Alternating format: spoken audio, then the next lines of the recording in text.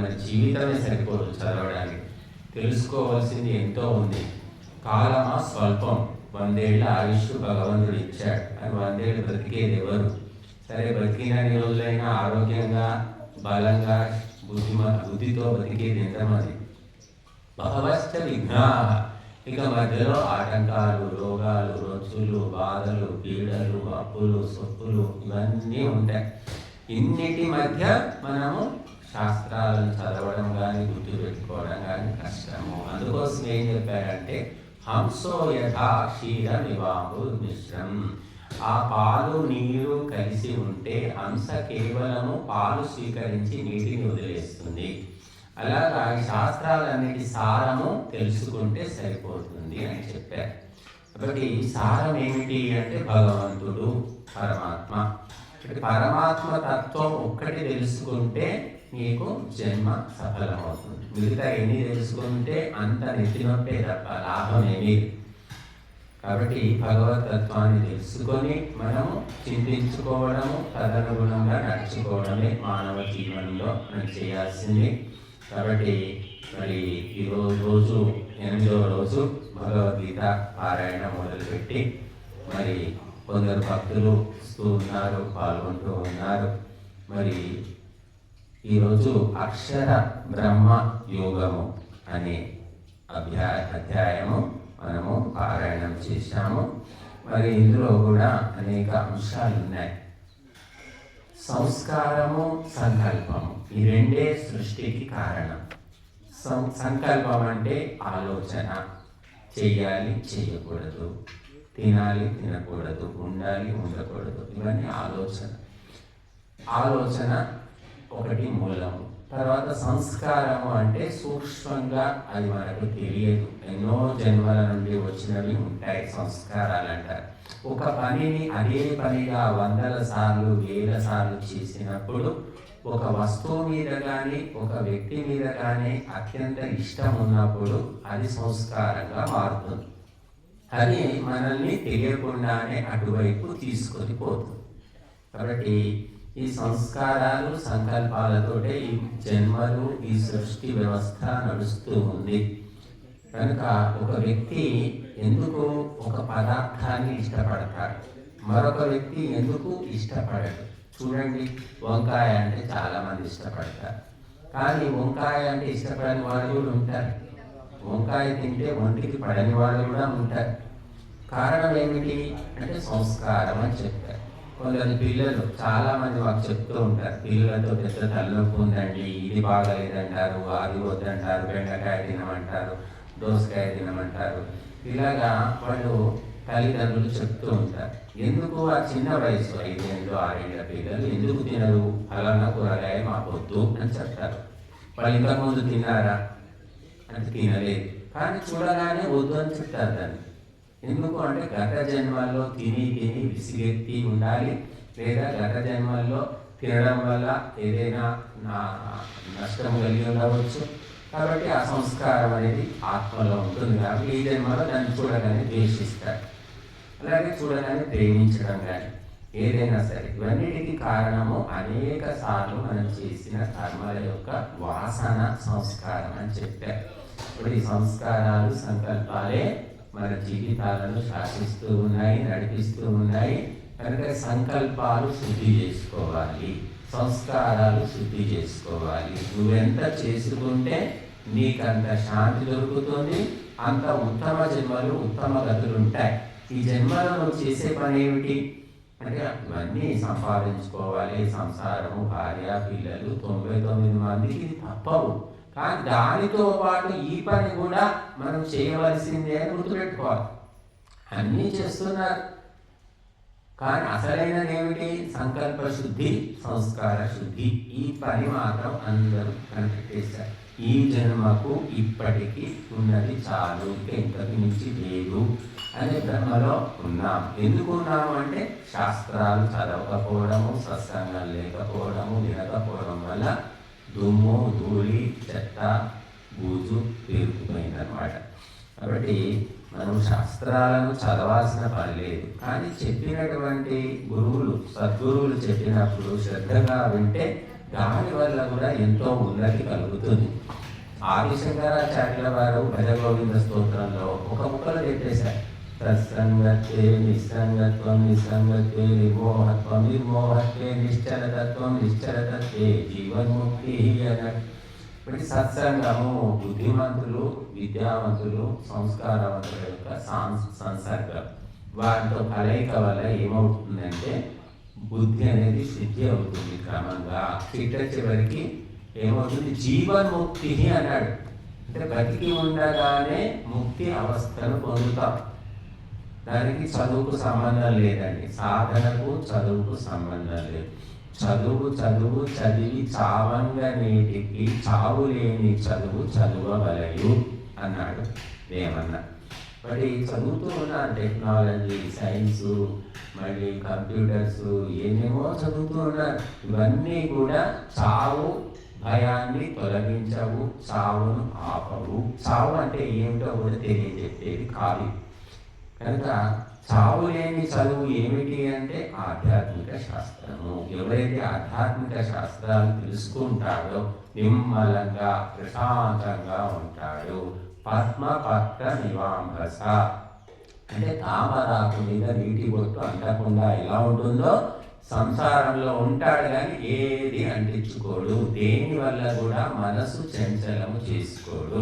ప్రశాంతంగా ఇవన్నీ జరిగేవే, ఇది ఇంతే, ఈ లోకం ఇంతే అనుకొని తను చేయవలసిన కర్తవ్య కర్మలు చేసుకుంటూ పోతాడు తప్ప ఒకరిని నిందించడము, ఒకరిని స్తుతించడము, రాగము, ద్వేషము ఇలాంటివి ఏమీ కూడా ఉండవన్నమాట. కాబట్టి మనము కొంత సమయము మన సంకల్ప శుద్ధికి, సంస్కార శుద్ధికి మనము ఇవ్వాలి. అప్పుడు మరి ఈ జన్మ సఫలం అయ్యే అవకాశం ఉంది. మరి ఈరోజు మనం అక్షర పరబ్రహ్మ యోగం, ఇందులో కొన్ని శ్లోకాలు చాలా మనకు మంచి మార్గదర్శనం చేస్తూ ఉన్నాయి. అంతకాలే చ మామేవ స్మరన్ ముక్త్వా కళేవరం యః ప్రయాతి త్యజన్ దేహం యః ప్రయాతి సమద్భావం యాతి నాస్త్యత్ర సంశయః అన్నాడు. అంతకాలము, ప్రయాణ కాలము, అంతిమ సమయము అన్నాడు. అంటే చావుకు ముందు ఇంకా కొద్ది క్షణాల్లో పోతాం అనుకునే ముందు ఎవరైతే దైవతత్వాన్ని స్మరిస్తూ శరీరం వదిలిపెడతారో వాడు భగవంతునే పొందుతాడు. అందులో సంశయము, సందేహం ఏమీ లేదు అని శ్లోకం చెప్తుంది. ఏముంది, భగవంతుని పేరు రామరామ కృష్ణ కృష్ణ ఓం ఏదో అనుకుంటే అయిపోయింది కదా అనుకుంటారు అందరూ. కానీ ఆ మృత్యు సమయము ఎప్పుడు వస్తుంది, ఎలా వస్తుంది ఎవరికి తెలియదు. కాబట్టి ఆ సమయంలో నీకు స్మృతి ఉండాలి, నీ స్మృతి నీ యొక్క అదుపులో ఉండాలి, నువ్వు స్మరణ చేయగలగాలి. అంటే అది మామూలు విషయం కాదు. ఇప్పుడైతే మరీ భయంకరంగా ఉంది. ఎవరు చూసినా 10 మంది చావుల్లో 9 చావులు ఎమర్జెన్సీ వార్డులో ఉంటున్నాయి. వాడికి ఏదో వెంటిలేటర్ పెడతారు, ఆ వెంటిలేటర్ తీస్తే చేస్తాడు, ఉంచితే బతుకుతాడు. ఉంచాలంటే డబ్బులు ఖర్చు అవుతాయి. ఇంకా వాడెవడో అమెరికా నుంచి వస్తాడు, కొడుకో మనవడో, వాడు వచ్చే వరకు వెంటిలేటర్ పెడతారు. వాడు వచ్చిన తర్వాత తీసేస్తారు, చచ్చిపోతారు. కృత్రిమ శ్వాస అనుకుంటారు. ఆ రకంగా చావు నా చేతిలో, మన చేతికి వచ్చినట్టేగా చావు మన చేతికి వచ్చిందా. కాబట్టి వాడు అప్పుడే చచ్చిపోతాడు. కాకపోతే కృత్రిమంగా ఊపిరితిత్తులను ఆడిస్తూ ఉంటారు. దానికి డబ్బులు వస్తాయి, మరి అట్లా చేస్తే డబ్బులు వస్తాయి. ఇలా నడుస్తున్నాయి హాస్పిటల్స్ అన్నీ కూడా. కాబట్టి అంతకాలము ఎప్పుడు వస్తుంది అనేది బుద్ధిమంతులకు, త్యాగులకు, తపస్సులకు, నీతిమంతులకు తెలిసిపోతుంది అని శాస్త్రాలు చెప్తున్నాయి. ఒక వ్యక్తి ఏమీ చదవకపోవచ్చు, ఏ శాస్త్రము రాకపోవచ్చు, ఏ సాధన చేయకపోవచ్చు, కానీ అతను బతికినన్ని రోజులు నీతిగా, నిజాయితీగా అతను బతికితే తప్పకుండా అతని చావు కూడా మంచి చావే వస్తుందట. ఒక కూలివాడు కావచ్చు, ఒక పనివాడు కావచ్చు, ఒక దాసి కావచ్చు, ఎవరైనా కావచ్చు, వాడు కేవలము విద్వాంసులు, బ్రాహ్మణులు అని కాదు. కాబట్టి ఏ వృత్తిలో ఉన్నవాళ్ళు, ఏ వర్ణంలో ఉన్నవాళ్ళు, ఏ ఆశ్రమంలో ఉన్నవాళ్ళు దాన్ని సక్రమంగా నడుపుకుంటే వాడికి నాకు కాలం దగ్గర పడింది, ఇక పోయే కాలం దగ్గరికి వచ్చింది అని తెలిసిపోతుంది. ఏ రోజు ఏమిటి. ఒకప్పుడు చూసేవాళ్ళం మనం, పాత ముసలి వాళ్ళు ఉండాలి, పాతవాళ్ళు ఏం చదువు రాకపోయినా మనస వాచ కర్మణ సత్యమే చెప్పేవాళ్ళు, ఉన్నది ఉన్నట్టే ఉండేవాళ్ళు. వాళ్ళు హాయిగా ప్రాణాలు వదిలేసిపోయారు. ఇలా హాస్పిటల్ చుట్టూ తిరగలేదు, ఈ మందులు తినలేదు, ఈ హాస్పిటల్ ఈ ఆపరేషన్లు లేవు. అప్పుడు ఇవన్నీ ఎందుకు వచ్చాయంటే ఇవన్నీ కూడా ప్రకృతి అశుద్ధి అయిపోయింది. పంచభూతాల అశుద్ధి వల్ల పిండం అశుద్ధమై, పిండంలోని మనస్సు అశుద్ధమై, మనస్సులోని సంకల్పాలు అశుద్ధమై ఈ దుష్ట వ్యవస్థ దాపురించింది. ఇప్పుడు దీనికి అన్నిటి కారణం ఎవరంటే మనమే. ఎవరో వచ్చి చేయలేదు ఇవన్నీ, ఏదో గ్రహం నుంచి మనుషులు వచ్చి చేయలేదు. మనుషులే తెలియక ఈ రసాయన పదార్థాలన్నీ చల్లి అన్నాన్ని దూషితం చేశారు. అన్నమయం హి సౌమ్యమనః, తినే ఆహారం యొక్క సూక్ష్మ రూపమే మనస్సు అని ఉపనిషత్తు చెప్తుంది. మరి తినే ఆహారమే విషం, యూరియాలు, అమోనియాలు, ఫాస్ఫేట్లు ఏమేమో చల్లుకుంటే ఆ తిన్న ఆహారం వల్ల మనస్సు కూడా అశుద్ధమైపోతుంది. మనస్సు అశుద్ధం అవడమే అన్నిటికీ మూలము. కాబట్టి మనస్సు పవిత్రంగా ఉండాలి అంటే పవిత్రమైన ఆహారం తీసుకో. ఇప్పుడు మేము ఎంత ప్రయత్నం చేసినా ఇదే ఎరువులు పురుగుల మందుల ఆహారం తినాలి కదా ఎవరైనా. కాబట్టి మనస్సు అన్నిటికీ మూలము. ఆ మనస్సులోని సంకల్పాలు, ఆలోచనలే మన జీవితాలను శాసిస్తాయి.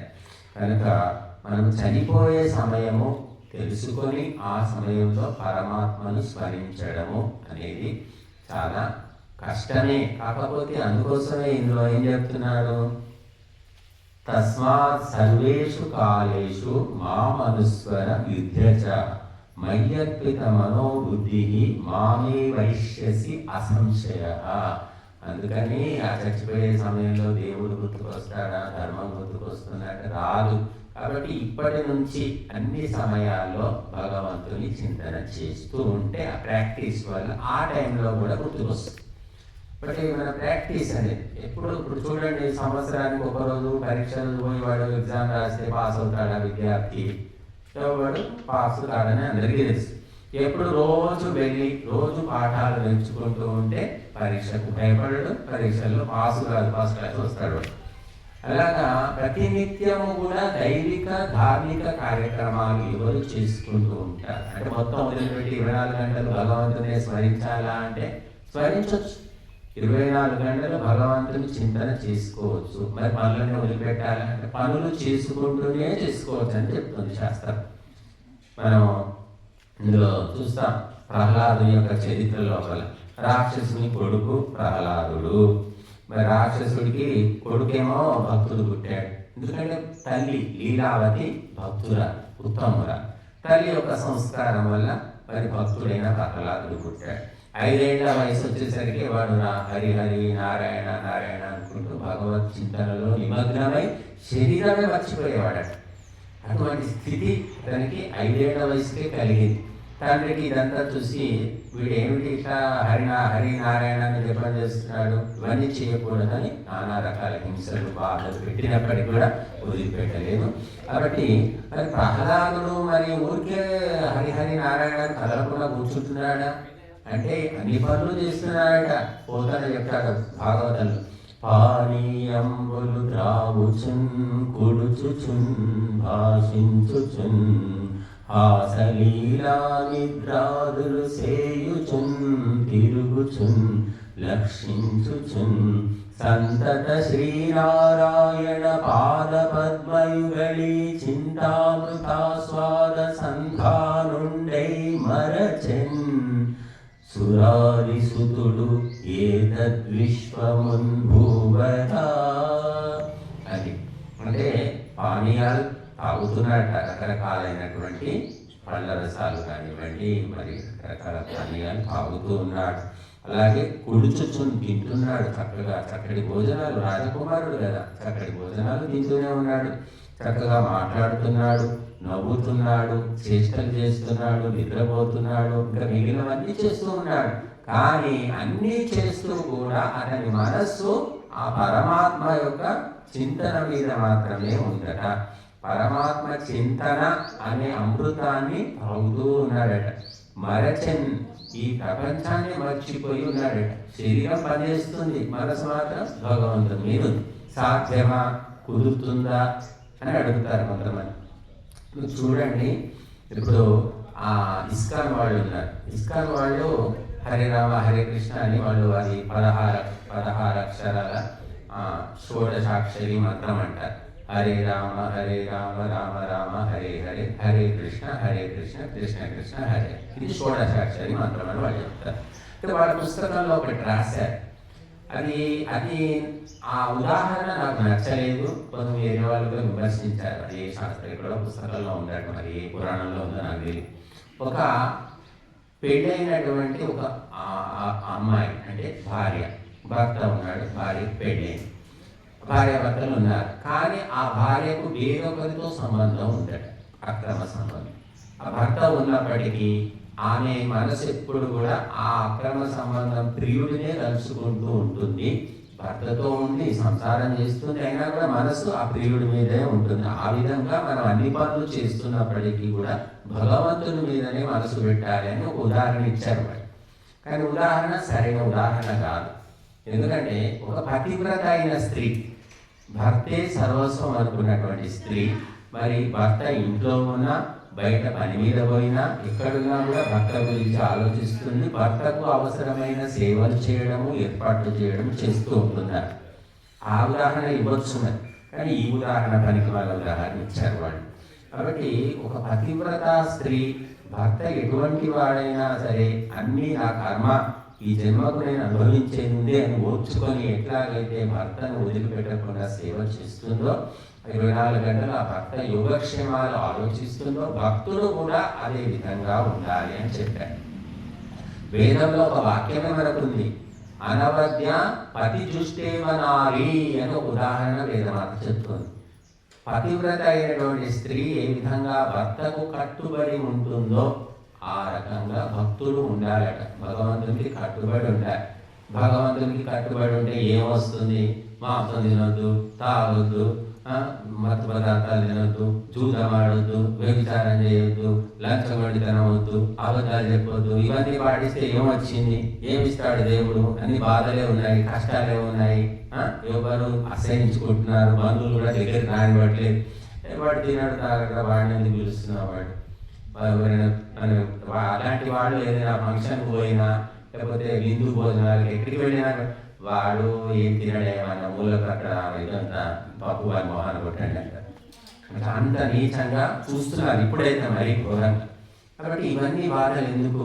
ఏమొస్తుంది? పాటించిన వాళ్ళు ఏం గొప్ప ఏం సాధిస్తున్నారు? కోట్లు వస్తున్నాయా, కార్లలో తిరుగుతున్నారా అని ఇలాగ ఆలోచిస్తే మాత్రం ఏమీ రాదండి. మీరు అనుకున్నది ఏమీ రావు. కానీ ప్రపంచంలో ఎక్కడా దొరకనటువంటి మనశ్శాంతి లభిస్తుంది, ఆరోగ్యం లభిస్తుంది. ఆయు ప్రాణం ప్రజాం పశుం కీర్తిం ద్రవిణం బ్రహ్మవర్చసం అని చెప్పారు. యజ్ఞం చేసేటప్పుడు ఏమొస్తుంది? బూడిద తప్ప ఏమీ లేదు. కానీ ఈ సంపదలు మీకు ఎక్కడ మార్కెట్లో దొరకనటువంటిది, ఎవరు ఇవ్వలేనటువంటివి మీకు దొరుకుతాయి. ఆయుష్ ఎక్కడ దొరుకుతుందండి? ఎవరిస్తారు ఆయుష్? 100 ఏళ్ల ఆయుష్ చక్కగా బతుకుతావు. మళ్ళీ ప్రాణం అంటున్నారు. ప్రాణశక్తి ఉంటుంది, ఆరోగ్యం ఉంటుంది. లేవకుండా చావకుండా బతకడం కాదు. కాబట్టి ఎవరైతే ధర్మ కార్యాలు చేస్తారో, భగవంతుని శాసనం పాటిస్తారో వారికి తప్పకుండా అందవలసినవి అందుతాయి, చెందవలసినవి చెందుతాయి. కానీ ఈ లోకం అనుకునేటటువంటివి కళ్ళు నిర్మిట్లు వెలిపే ఆకర్షణలు ఉండవు. అది మనం తెలుసుకో. ఎంతోమంది భక్తులు పుట్టారు మన దేశంలో, వందలు వేల మంది మహర్షులు ఉన్నారు, భక్తులు. నిన్నటికి మన మహారాష్ట్ర మొత్తం భక్తులే. భక్త తుకారాం, భక్త జ్ఞానేశ్వర్, సంత ఇంకా ఆయన పేరు సంత సూర్దాసు, ఇలాగా బోలెడు మంది భక్తులు మహారాష్ట్రలో పుట్టారు. సతీ సక్కుబాయి అంటున్నాం, సతీ మీరా అంటున్నాం, సతీ జనాబాయి. వీళ్ళంతా ఎవరు అంటే మామూలు వ్యక్తులు. వాళ్ళ కుటుంబము మామూలు పని పాట చేసుకునే కుటుంబాలు అన్నమాట. కోటీశ్వరులు కాదు, పండితులు కాదు. ఒక మామూలు కుమ్మరి ఇంట్లో పుట్టాడు. గోరా కుంభార్ అంటామా. గోరా కుంభారి కుమ్మరి వాడు. కుండ చేసుకుంటేనే భగవంతుని స్మరించుకుని ఇంకా టైం ఎక్కడ వస్తుంది? వేరే టైం స్పెషల్గా ఉంటుందా? ఇప్పుడంటే ఈ దిక్కుమాల కరెంట్ వచ్చి అందరూ తీరిక దొరికింది, కానీ పొద్దున 3ంటికి లేస్తే పొలం పని, నీళ్లు తోడాలి, బావిలోంచి నీళ్లు పట్టాలి, ఎన్ని పనులు ఉండేవో, అసలు పశువులను చూసుకోవాలి. ఎవరికి తీరిక అనేది ఉండకపోయేది, వేరే ఆలోచన ఉండకపోయేది. పాపము అనే ఆలోచన అంత పుణ్యాత్ములు, ఎందుకంటే కష్టం చేసుకుంటూ ఉండేవాళ్ళు. కరెంట్ ఎప్పుడు వచ్చిందో మెల్లిమెల్లిగా తీరిక దొరికింది. తీరిక దొరికిన తర్వాత పాప కార్యాలన్నీ జరుగుతూ ఉంటాయి. కాబట్టి మనిషి అన్ని పనులు చేసుకుంటూనే భగవంతుని స్మరించుకోవచ్చు. దానికి ప్రత్యేకంగా సమయం ఇవ్వగలిగితే పర్వాలేదు, నీకు ఇవ్వగలిగితే చేసుకో. కానీ సమయం దొరకదని చెప్పి వాయిదా వేయకు. అందుకే ప్రహ్లాదుడు అన్ని శరీరంతో అన్ని క్రియలు చేస్తున్నాడు, చూస్తున్నాడు, వింటున్నాడు, తింటున్నాడు, నడుస్తున్నాడు, నవ్వుతున్నాడు, అన్ని చేస్తున్నాడు, కానీ మనసులో గల భగవంతుడు. ఎలా సాధ్యము అంటే సాధ్యమే. కొడుకు అమెరికా నుంచి వస్తున్నాడు, 3 రోజులు వస్తాడు అనగానే మనసులో ఏముంటుంది? ఆ తల్లి మనసులో కొడుకు వస్తున్నాడు, కొడుకు మనకు 10 ఏళ్ళ తర్వాత వస్తున్నాడు, 5 ఏళ్ళ తర్వాత వస్తున్నాడు, ఏర్పాట్లు చేయాలి, చూడాలి, అదే మనసులో మెదులుతూనే ఉంటాడు. చేసేవన్నీ చేస్తూ ఉంటుంది, మనసు అక్కడే ఉంటుంది.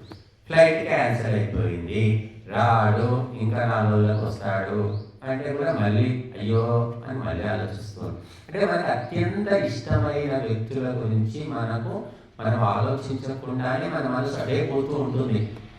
ఇష్టమైన పని కావచ్చు, ఇష్టమైన వ్యక్తి కావచ్చు, అది మనసు యొక్క లక్షణం. కాబట్టి భగవంతుని పట్ల ఇష్టాన్ని పెంచుకుంటే, ధర్మం పట్ల ఇష్టాన్ని పెంచుకుంటే, నీవు ఎక్కడ కూర్చున్నా సరే మనసు అటే ఆలోచిస్తూ ఉంటుంది. కాబట్టి ఇక్కడ ప్రహ్లాదుడు అదే చేస్తున్నాడు. గత జన్మ సంస్కారం. గర్భములో ఉన్నప్పుడు లీలావతి నారదుని ఆశ్రమంలో ఉండింది. నారదుని ఆశ్రమంలో ఏముంటుంది? పొద్దున్న లేస్తే ముచ్చట్లు ఏముండవు కదా, ఎదుగమ్మ పొరుగమ్మ ముచ్చట్లు, ఇవే యజ్ఞము, భజనలు, ధ్యానము, ఇటువంటి కార్యక్రమాలు జరిగేవి. నారదుడు కూడా ప్రతిరోజు ఆమెకు ఉపదేశిస్తూ ఉండేవాడు. ఆ ఉపదేశాలన్నీ తల్లి ద్వారా కడుపులో ఉన్న శిశువు కూడా విని ఆ రకంగా భక్తుడిగా ఉద్భవించాడు. చివరికి ఆ రాక్షస వంశంలో ప్రహ్లాదుడు పుట్టి ఆ వంశాన్ని ఉద్ధరించాడు. కాబట్టి ప్రపంచంలో చెడ్డవాళ్లకు చెడ్డవాళ్లే పుడతారు, మంచి వాళ్లకు మంచి వాళ్లే పుడతారు అనే లెక్క సరిపడదు. అనేక చోట్ల చూస్తాం, తండ్రి తాగుబోతు, తిరుగుబోతు, పని చేయడు, సోమరిపోతు, మరి పిల్లలకు మంచి బుద్ధిమంతులు పుడతారు. మరి బుద్ధిమంతులైన తల్లిదండ్రులు చాలా నీతిమంతులు, దైవభక్తి పరులు, వాళ్ళ కడుపులో ఒక నాస్తికులు పుడతారు. ఇవన్నీ మనకు చరిత్రలో చూసి ఇలా ఎందుకు జరిగింది అంటే మన తెలివితో మనం చెప్పలేము. అనేక జన్మల కర్మల ఫలాలు. కాబట్టి అలా అని చెప్పేసి చెడు పనులు మనం చేయకూడదు. ఆ మంచికి ఫలము ఎప్పుడు ఎలా వస్తుంది అనేది మనకు తెలియదు. ఇప్పుడే రావచ్చు, లేకపోతే ఈ జన్మలో రావచ్చు, లేదా వచ్చే జన్మకు రావచ్చు, లేదా ఇంకెప్పుడైనా రావచ్చు, కానీ మంచిని చేస్తూ పోవాల్సిందే. అలా ప్రహ్లాదుడు ఈ విశ్వాన్ని మర్చిపోయాడు, ప్రపంచాన్ని మర్చిపోయాడు. అంటే పరవశము, మైమరపు అంట. మనము కొంతమంది సినిమా పిచ్చోళ్ళు ఉంటారు, వాళ్ళు సినిమా సినిమా హాల్ పోయి సినిమా చూస్తుంటే మైమర్చిపోతారు అన్నమాట. సినిమాలో ఎట్లా ఏడిస్తే వీడు ఏడుస్తాడు, వాడు నవ్వితే వీడు నవ్వుతాడు, హీరోకు బాధ వస్తే వీడు బాధపడుతూ ఉంటారు. ఏంటంటే మైమరపు, పరవశము, దాని మీద ఇష్టపడుతున్నాడు కాబట్టి లీనమైపోయాడు, కలిసిపోయాడు అందులో. అలా జరుగుతుంది. కాబట్టి మరి ఈ ప్రపంచాన్ని మర్చిపోతారు, వాళ్ళు ఏం జరుగుతుందో కూడా వాళ్ళకి తెలియదు. అలాగా మరి ప్రహ్లాదుడు కూడా భగవత్ చింతన లోపల మైమర్చిపోయాడట. కాబట్టి మనం ఎప్పుడు ఎక్కడ కూర్చున్నా కూడా భగవంతుని చింతన అలవాటు చేస్తే మనసు అలాగే పోతూ ఉంటుంది. ఇంకా మనం చూడండి, కుక్కలు పెంచుకునే వాళ్ళు, పిల్లులు పెంచుకునే వాళ్ళు ఉంటారు. ఆ కుక్కకు పిల్లికి ఎక్కడ తినాలి, ఎలా ఉండాలి అని నేర్పిస్తే అది మలమూత్ర విసర్జన కూడా కుక్కలు పిల్లులు మనం అలవాటు చేస్తే ఆ రకంగానే ప్రవర్తిస్తాయి. చూడండి, మరి వాటికి భాష రాదు, మన జాతి కాదు, వాటికి పేరు పెట్టి ఆ పేరు పెట్టి 10 సార్లు పిలిస్తే అది తెలుసుకుంటుంది. నన్ను టామీ అంటున్నారు, టామీ అనగానే నేను పోవాలి అంటే అది తెలుసుకోదు. అలాగా కుక్కలు పిల్లులు కూడా మరి తెలుసుకొని ప్రవర్తిస్తున్నాయి. మన మనసు కూడా అంతే. మీకు ఇష్టం ఉన్నా లేకపోయినా బలవంతంగానైనా సరే పిల్లల్ని మన స్కూల్కి పంపిస్తున్నాం. వాడు ఏడ్చుకుంటున్నావు, తుడుచుకుంటున్నావు, పోతున్నాడు, పోయి వాడికి ఏమవుతుంది, అక్కడ వాతావరణం ప్రభావం పడి అలవాటైపోయి వాడు స్కూలు పోను అని అడిగా. 1 సంవత్సరం 2 సంవత్సరాలు అయిన తర్వాత స్కూల్కి పోతా అంటాడు వాడు. వద్దురా, ఈరోజు మీ మామ పెళ్ళి ఉందిరా, 3 రోజులు సెలవు పెట్టి స్కూల్లో ఆపేసి మనం మామయ్య పెళ్ళికి పోదామంటే నేను రాను, పెళ్ళికి రాను, నేను చదువుకోవాలి, నేను స్కూల్కి వెళ్తా అంటాడు వాడు. అలాంటి పిల్లలు కాబట్టి సంస్కారం అనమాట. అదే పనిగా వెళుతూ వెళుతూ వల్ల ఆ అనిష్టం అనేది ఇష్టంగా మారిపోయింది. అంటే ధర్మము దైవం కూడా అంతే. ఏమిటి ఎందుకు అని మనకు విశ్లేషించవచ్చు, కానీ ఓర్చుకొని వింటూ ఉన్న కొద్దీ తెలుసుకుంటున్న కొద్దీ మన మనసు కూడా అలాగే తయారైపోతుంది అని చెప్పారు. కాబట్టి మనము ఈ ధర్మ కార్యక్రమాలు అందుకోసమే ఇష్టమున్నా లేకున్నా ప్రత్యక్షంగానైనా పరోక్షంగానైనా ఎలాగైనా సరే మనం పాల్గొంటున్న కొద్దీ మన మనసులో మార్పు వస్తుంది. మా గురువు గారు మొదట్లో కొత్తలోనే వెళ్ళినప్పుడు ఈ దేవుడు, దయ్యము, స్వర్గము, మోక్షము, ఈ పుణ్యము, పాపం అన్నీ చెప్తుండేది. నాకు అప్పుడు 17, 16, 17 ఏళ్ళు ఉంటాయి.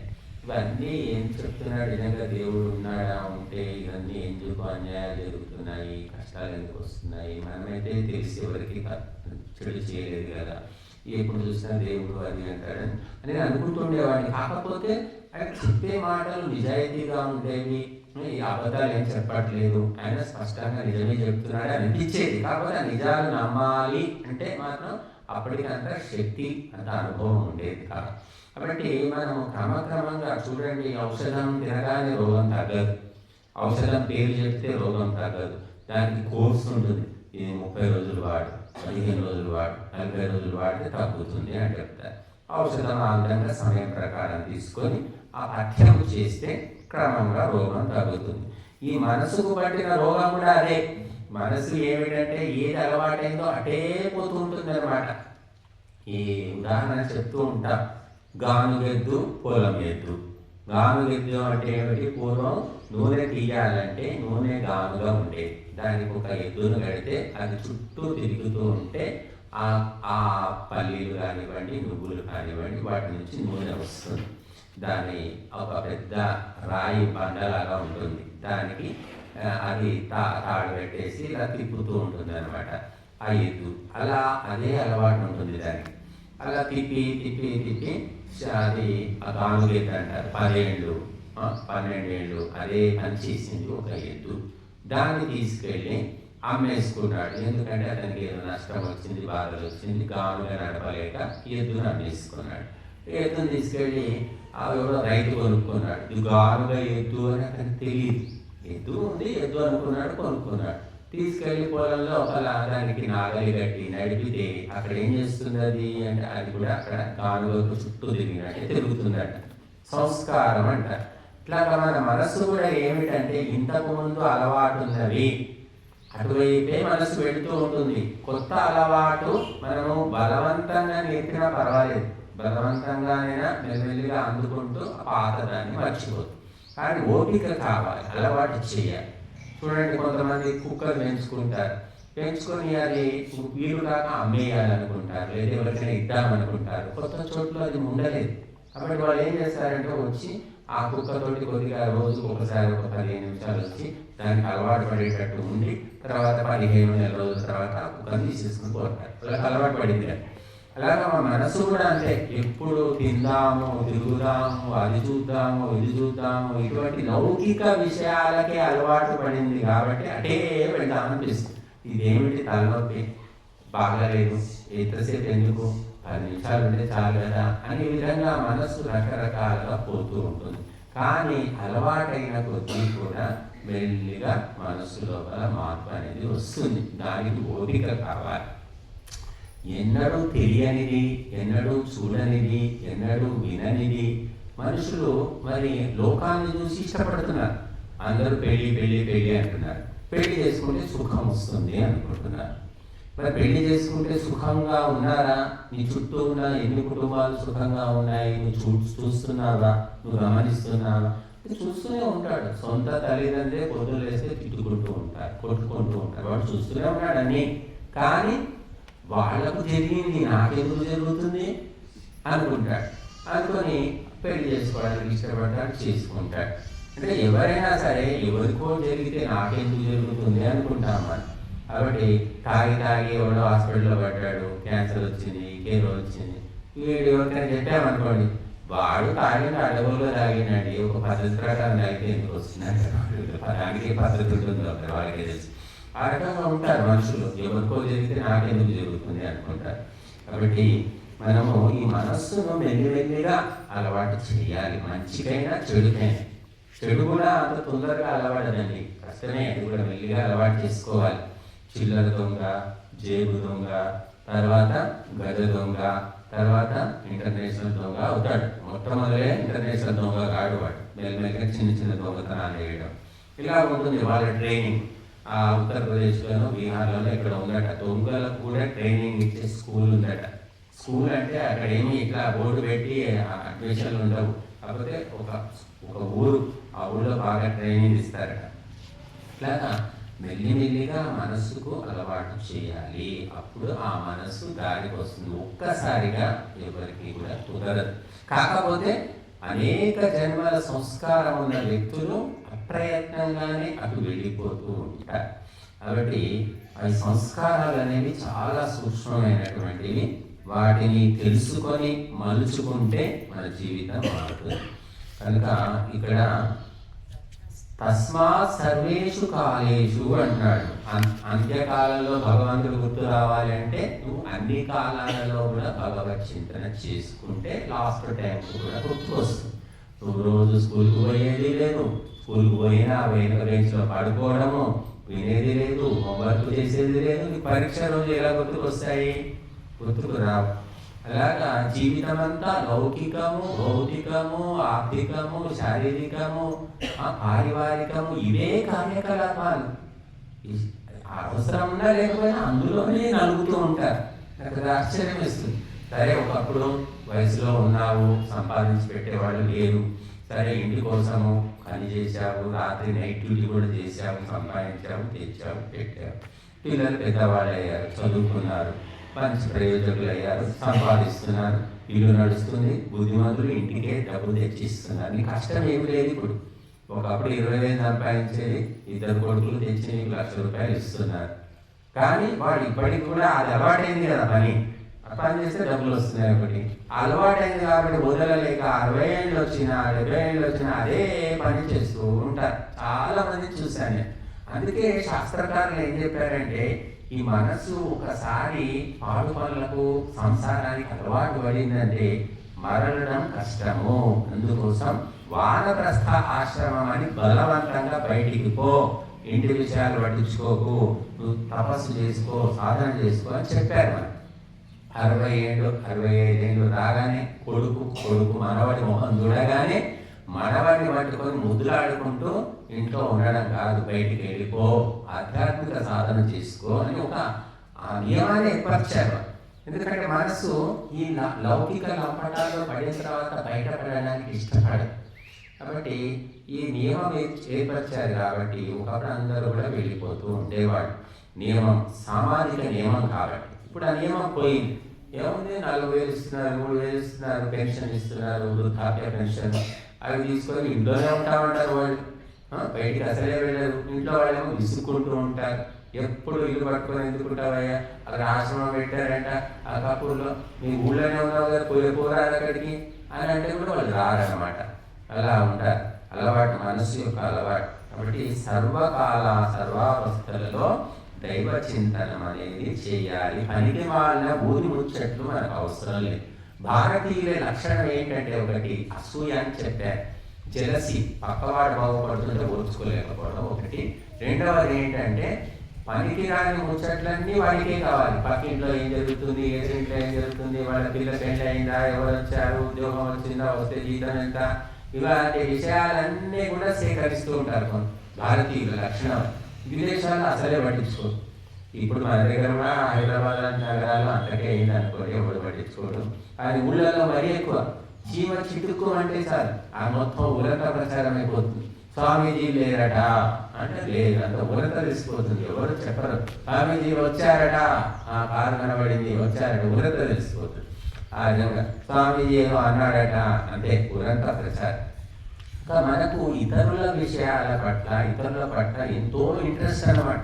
వానిట్లో ఏం జరుగుతుంది, భార్య వాడిని తిడుతుంది, భార్య ఇన్ని రోజుల నుంచి ఎదురు చూస్తున్నాం కదా, ఈరోజు మంచి అవకాశం వచ్చింది, భార్య తిట్టింది, చాలా సంతోషం అని వాడు పండగ చేస్తుంది. వాడి భార్య వాడిని తిట్టే వీడికి ఎందుకు సంతోషం అంటే తెలియదు, నిష్ప్రయోజనంగా అన్నమాట. అలాగా ఊరి ముచ్చట్లు సేకరించుకోవడము, ఆలోచించుకోవడం, వాడికి పెళ్లి కాలేదు, వీడి పెళ్లి కుదిరింది, వాడికి పిల్లలు పుట్టలేదట, వాడు కట్నం ఇంత ఇచ్చారట, వాడు ఏదో అయ్యాడట, ఇవే ముచ్చట్లన్నీ ముసలోళ్ళంతా కూర్చొని చెప్పుకుంటూ ఉంటారు. ఇక్కడ చెట్ల కింద చాలామంది కూర్చుంటారు ఊళ్ళో ఈ తెల్ల బట్టలు వేసుకొని.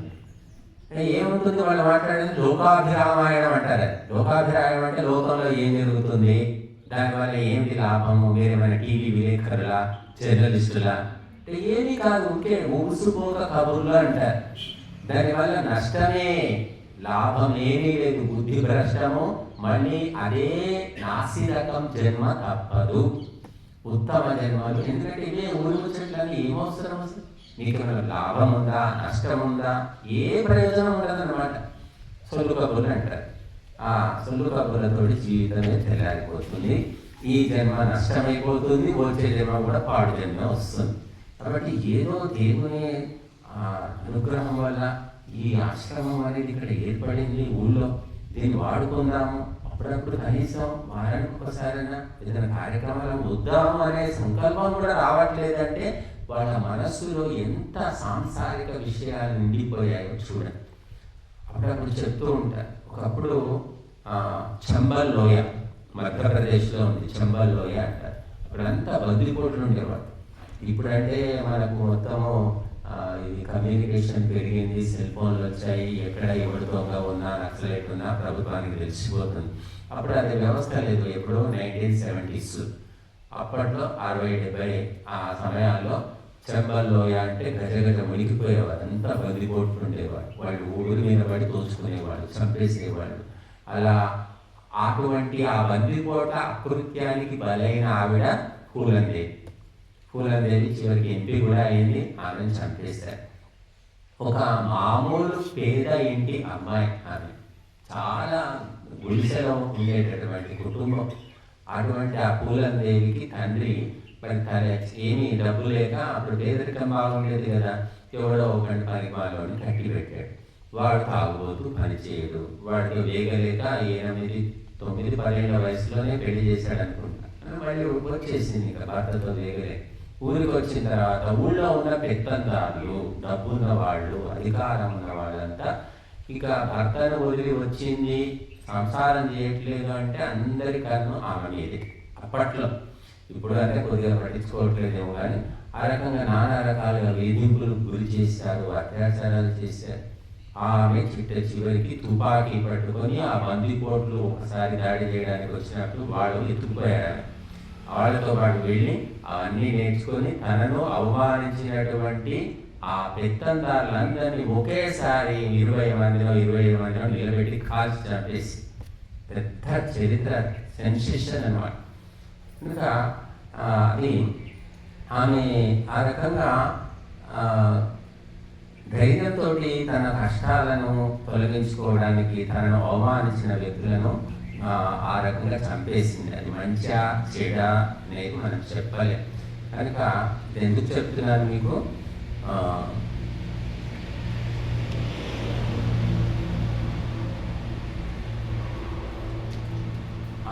మానసికంగా ఆ రకంగా ఆమె మనస్సు మీద పడిన ప్రభావం వల్ల ఆ రకంగా ఆమె పగ తీర్చుకున్నది. ఎంతోమంది మహిళల యొక్క పసుపు కుంకుమలు మట్టిలో కలిపేసింది. అది మరి ఆ రకంగా ఆమె తర్వాత ఎంపీగా కూడా మారిపోయింది. ఎంపీగా మారింది, కానీ ఆ గ్రామస్తులు, ఆ చనిపోయిన కుటుంబ వ్యక్తులు పగబట్టి ఆమె ఎంపీ అయిన తర్వాత కూడా ఆమె చంపేశారు. కాబట్టి ఇవన్నీ కూడా జరుగుతూ ఉన్నాయి. ఇది చంబల్ లోయ బందిపోట్లు చెప్తున్నారు. ఆ బందిపోట్లు రకరకాల బందిపోట్లు ఉండేవాళ్ళు, దోచుకునేవాళ్ళు, గుర్రాల మీద వాళ్ళు ప్రయాణిస్తూ ఉండేవి. అయితే ఒకసారి ఒక ఆశ్రమంలో ఇలాగే సత్సంగం జరుగుతుందండి. సత్సంగం జరుగుతూ ఉంది, అప్పటికి మైకులు ఉన్నాయి, పెద్ద ఆశ్రమం ఉంటే మైకు పెట్టుకొని చెప్తూ ఉండేవాడు. ఈ బందిపోట్లు దొంగతనం చేశారు, వెళ్ళిపోతూ ఉన్నారు. పోతూ ఉంటే ఏవో మాటలు వినబడ్డాయి. ఏమిటో ఇది చూద్దామని వచ్చారు. ఆ బందిపోటు అనుయాయులు 10 మంది లోపలికి వచ్చారు. దొంగలు వచ్చారు, బందిపోట్లు వచ్చారు, అందరూ భయపడ్డారు. అక్కడ ఉపదేశాలు చెప్తున్న స్వామికి భయపడలేదు. అది తెలుసు ఎవడేం చేస్తాడు, నన్ను ఇక్కడ ఏముంది అని తెలుసు. ఆయన చెప్పుకుంటూ పోతున్నాడు. సరే వాళ్ళు వచ్చారు, అక్కడ దోచుకునేది ఏమీ లేదు, కాసేపు కూర్చున్నారు. 2 మాటలు 4 మాటలు విన్న తర్వాత వినాలనిపించింది, కూర్చున్నారు. అరగంట సేపు విన్నారు, 40 నిమిషాలు. అంతా అయిపోయిన తర్వాత వాళ్ళు వచ్చారు, ఆశీర్వాదం తీసుకున్నారు. స్వామి చెప్పాడు, బాబు ఇలాంటి పనులు చేయకండి, మళ్ళీ మానేసుకోండి. ఇంకా అదే చెప్తాను కదా ఏమైనా వాళ్ళని చెప్తే సరే అన్నాడు. ఆ బందిపోటు రామ్ సింగ్ ఏదో పేరు నాకు గుర్తులేదు.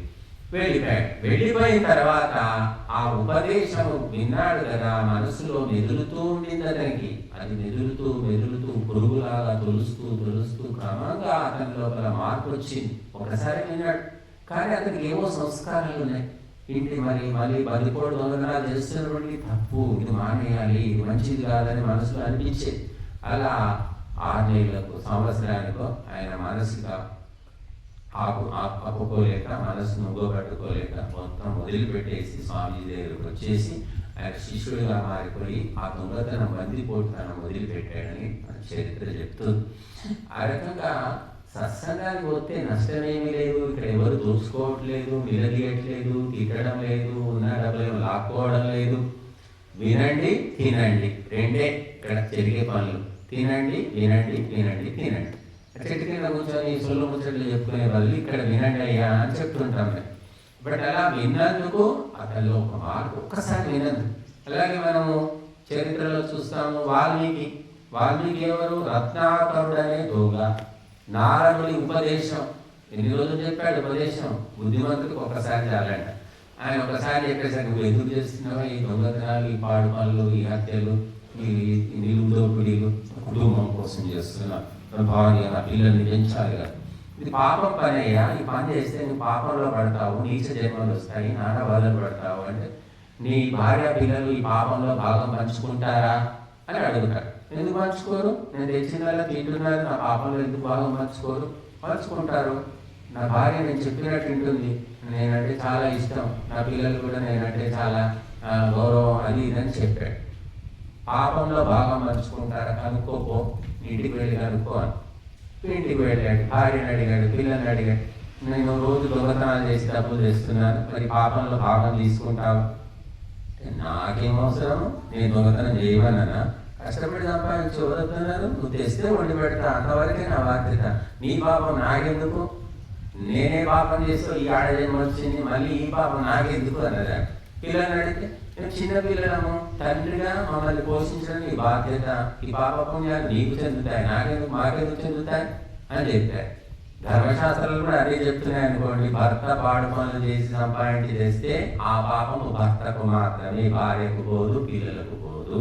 ఎందుకంటే పిల్లలు చిన్న పిల్లలు, పెద్ద వయసు వచ్చిన తర్వాత 15, 20 ఏళ్ళు వచ్చాయి, వాళ్ళకు తెలిసింది మంచి చెడులు తెలిసిన తర్వాత తండ్రి పాడు పనులు చేసి దొంగతనాలు చేసి మోసం చేసి డబ్బులు సంపాదిస్తున్నాడని తెలిసిన తర్వాత కూడా ఆ తండ్రిని పట్టుకొని ఆ తిండి తింటే అప్పుడు పాపం తగులుతుంది. కానీ మైనారిటీ ఉన్నంత వరకు వాళ్ళకి ఏ పాపం లేదని ధర్మశాస్త్రాలు చెప్తున్నాయి. భార్యకైతే అసలే లేదు, ఆమెకేం సంబంధం? ఆమె ప్రోత్సహిస్తే ఉంటుంది. చేయవయ్యా, చెయ్యి, దొంగతనం చేయి, తీసుకురా, నాకు నెక్లెస్ తీసుకురా, నాకు ఉంగరం తీసుకురా అని భార్య ప్రోత్సహిస్తే ఉంటుంది తప్ప, భార్య ప్రోత్సహించకుండా ఉన్నప్పుడు కష్టపడకుండా ఇలాంటి పాడు పనులు చేస్తే ఆ భర్తకి ఆ పాపం చెందుతుంది. ఇది సత్యము. తీసుకెళ్ళి వాల్మీకి నారదునికి చెప్పేశాడు. చెప్పిన తర్వాత అప్పుడు నారదుడు ఉపదేశించాడు. బట్ నువ్వు అన్నీ చేస్తే ఎంత ఘోరమైనటువంటి జన్మ అనుభవించవలసి వస్తుంది, ఎన్ని దుఃఖాలు ఉంటాయి అనేది విప్పి చెప్పాడు. ఆయన కూర్చోబెట్టి ఉపదేశం చేస్తే అప్పుడు కళ్ళు తెరుచుకొని ఈ పాప పనులు నేను చెయ్యను. అతనిలో మార్పు వచ్చింది. మార్పు రావడానికి రోజులు, వారాలు, నెలలు, సంవత్సరాలు అవసరం లేదండి. ఒక్క క్షణంలో, ఒక్క రోజులో మారిపోయిన వాళ్ళు ఉన్నారు. నా జీవితంలో కూడా చూస్తున్నాను. ఇలాగే నేను చెప్తూ ఉంటా.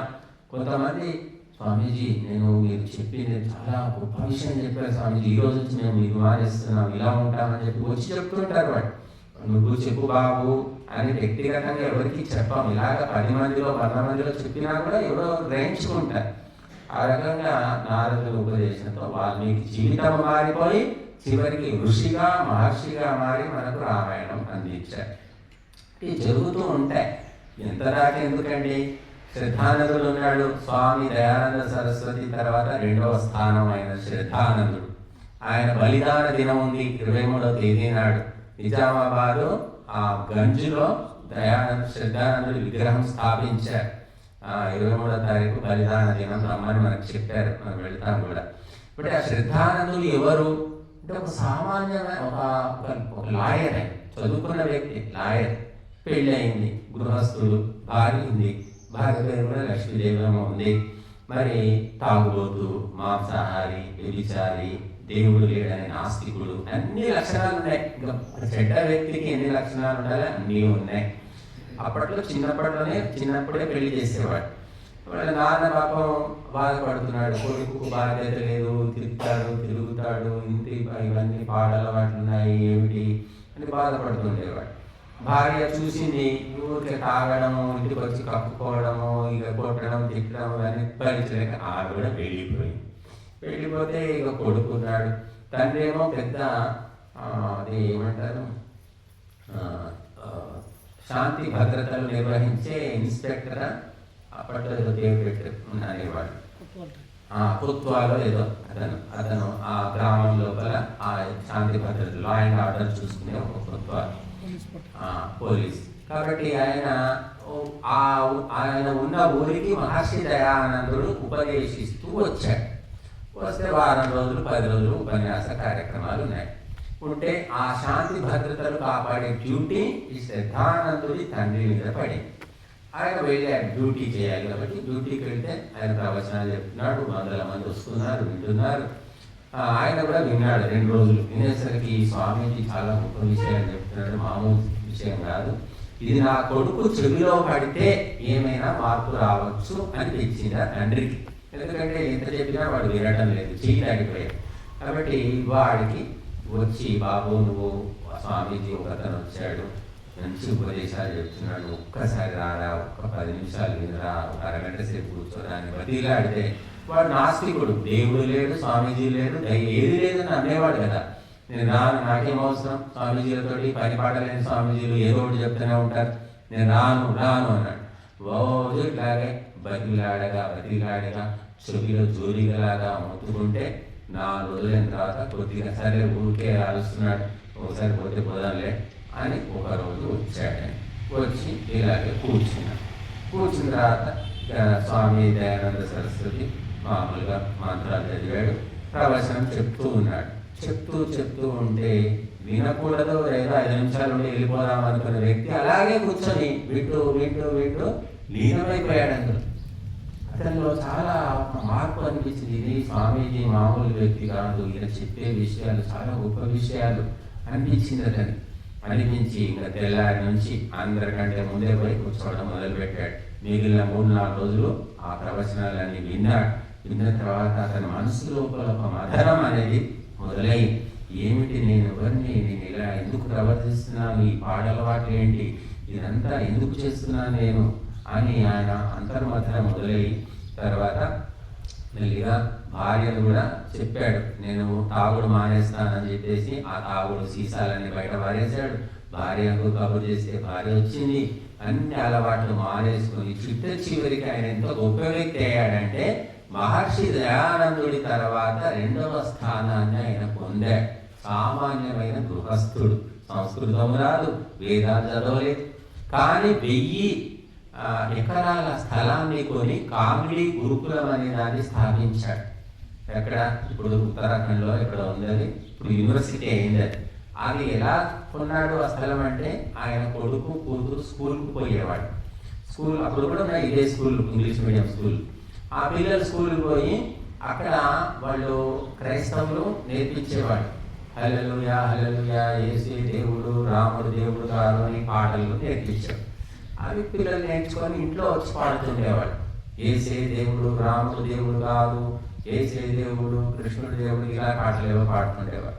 పాడుతుంటే విని, ఏమిటి ఎందుకు ఇలా పాడుతున్నారంటే స్కూల్లో నేర్పిస్తున్నారు. అంటే ఇంత చిన్న పిల్లలకే వాళ్ళు విషం ఎక్కిస్తున్నారు, నా పిల్లలు క్రైస్తవులు అయిపోతారు అని భయం వేసి ఆయన ఏం చేశాడు, భార్యని అడిగితే నగలు ఇచ్చేసింది. ఆ నగలన్నీ అమ్మేసి వచ్చిన డబ్బుతోటి 1000 ఎకరాల స్థలం కొని గురుకులాన్ని ఏర్పాటు చేసి మొట్టమొదలు తన పిల్లల్ని అందులో చేర్చాడు.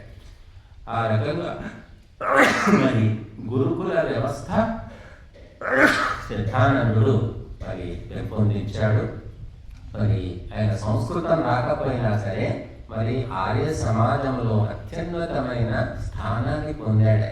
కేవలం ఒక గృహస్థుడు మద్యము మాంసము అన్ని అలవాట్లు మానేశాడు.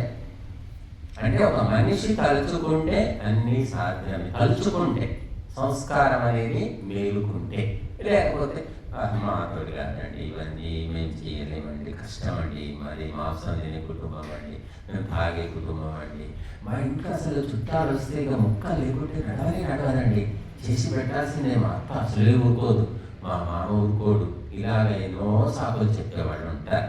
కాబట్టి సంస్కారము సంకల్పము అనేవి ముఖ్యము. కనుక ఆ విధంగా శ్రద్ధానందుడు చివరికి మహర్షి దయానందుడిని కూడా ఎక్కడ ఏ మసీదులో పిలిచి ప్రవచనాలు చెప్పమని కోరలేదు. కానీ శ్రద్ధానందుడిని ఢిల్లీలోని జామా మసీదులో ముస్లింలు పిలిచి శుక్రవారం నమాజ్ అయిన తర్వాత ఆయన ధార్మిక ప్రవచనం చెప్పమని పిలిచారు. అంత గొప్ప గౌరవము ఇంతవరకు భారతదేశంలో ఒక శ్రద్ధానందుడికే దక్కింది. ఆయన పోయి మరి వేద మంత్రాలు చదివి మరి వేదాలు చెప్తున్నటువంటి ఉపదేశం ఏమిటో ఆ ముస్లింలకు చెప్పాడు. చివరికి ఆయన ముస్లింలే చంపేశారు. ఎందుకంటే ఆయన ఉపదేశాలు విని ముస్లింలంతా మారిపోతున్నారు. అందరూ కూడా హిందువులు అయిపోతున్నారు, ఆర్యులు అయిపోతున్నారు. వామ కొంప మునిగేటట్టుందని ముస్లింలు పగబట్టి ఆయన తుపాకీతో 3 సార్లు చంపేశారు. అంటే మంచి పని జరిగితే తప్పకుండా దుష్టులు ఊరుకోరు, దానికి ఏదో ఒకటి చేయాలనుకుంటారు. ఇంకా శ్రద్ధానందుడు ఒక సామాన్య వ్యక్తి గొప్ప సమాజ సంస్కర్తగా మహర్షిగా మారిపోయాడంటే చూడండి, 4 మాటలే చెవిలో పడ్డందుకు.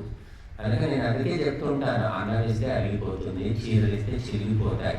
చెప్పిన ఉపదేశం ఎత్తికెక్కితే జీవితం మారుతుంది, ఉత్తమ జన్మలు కూడా వస్తాయి.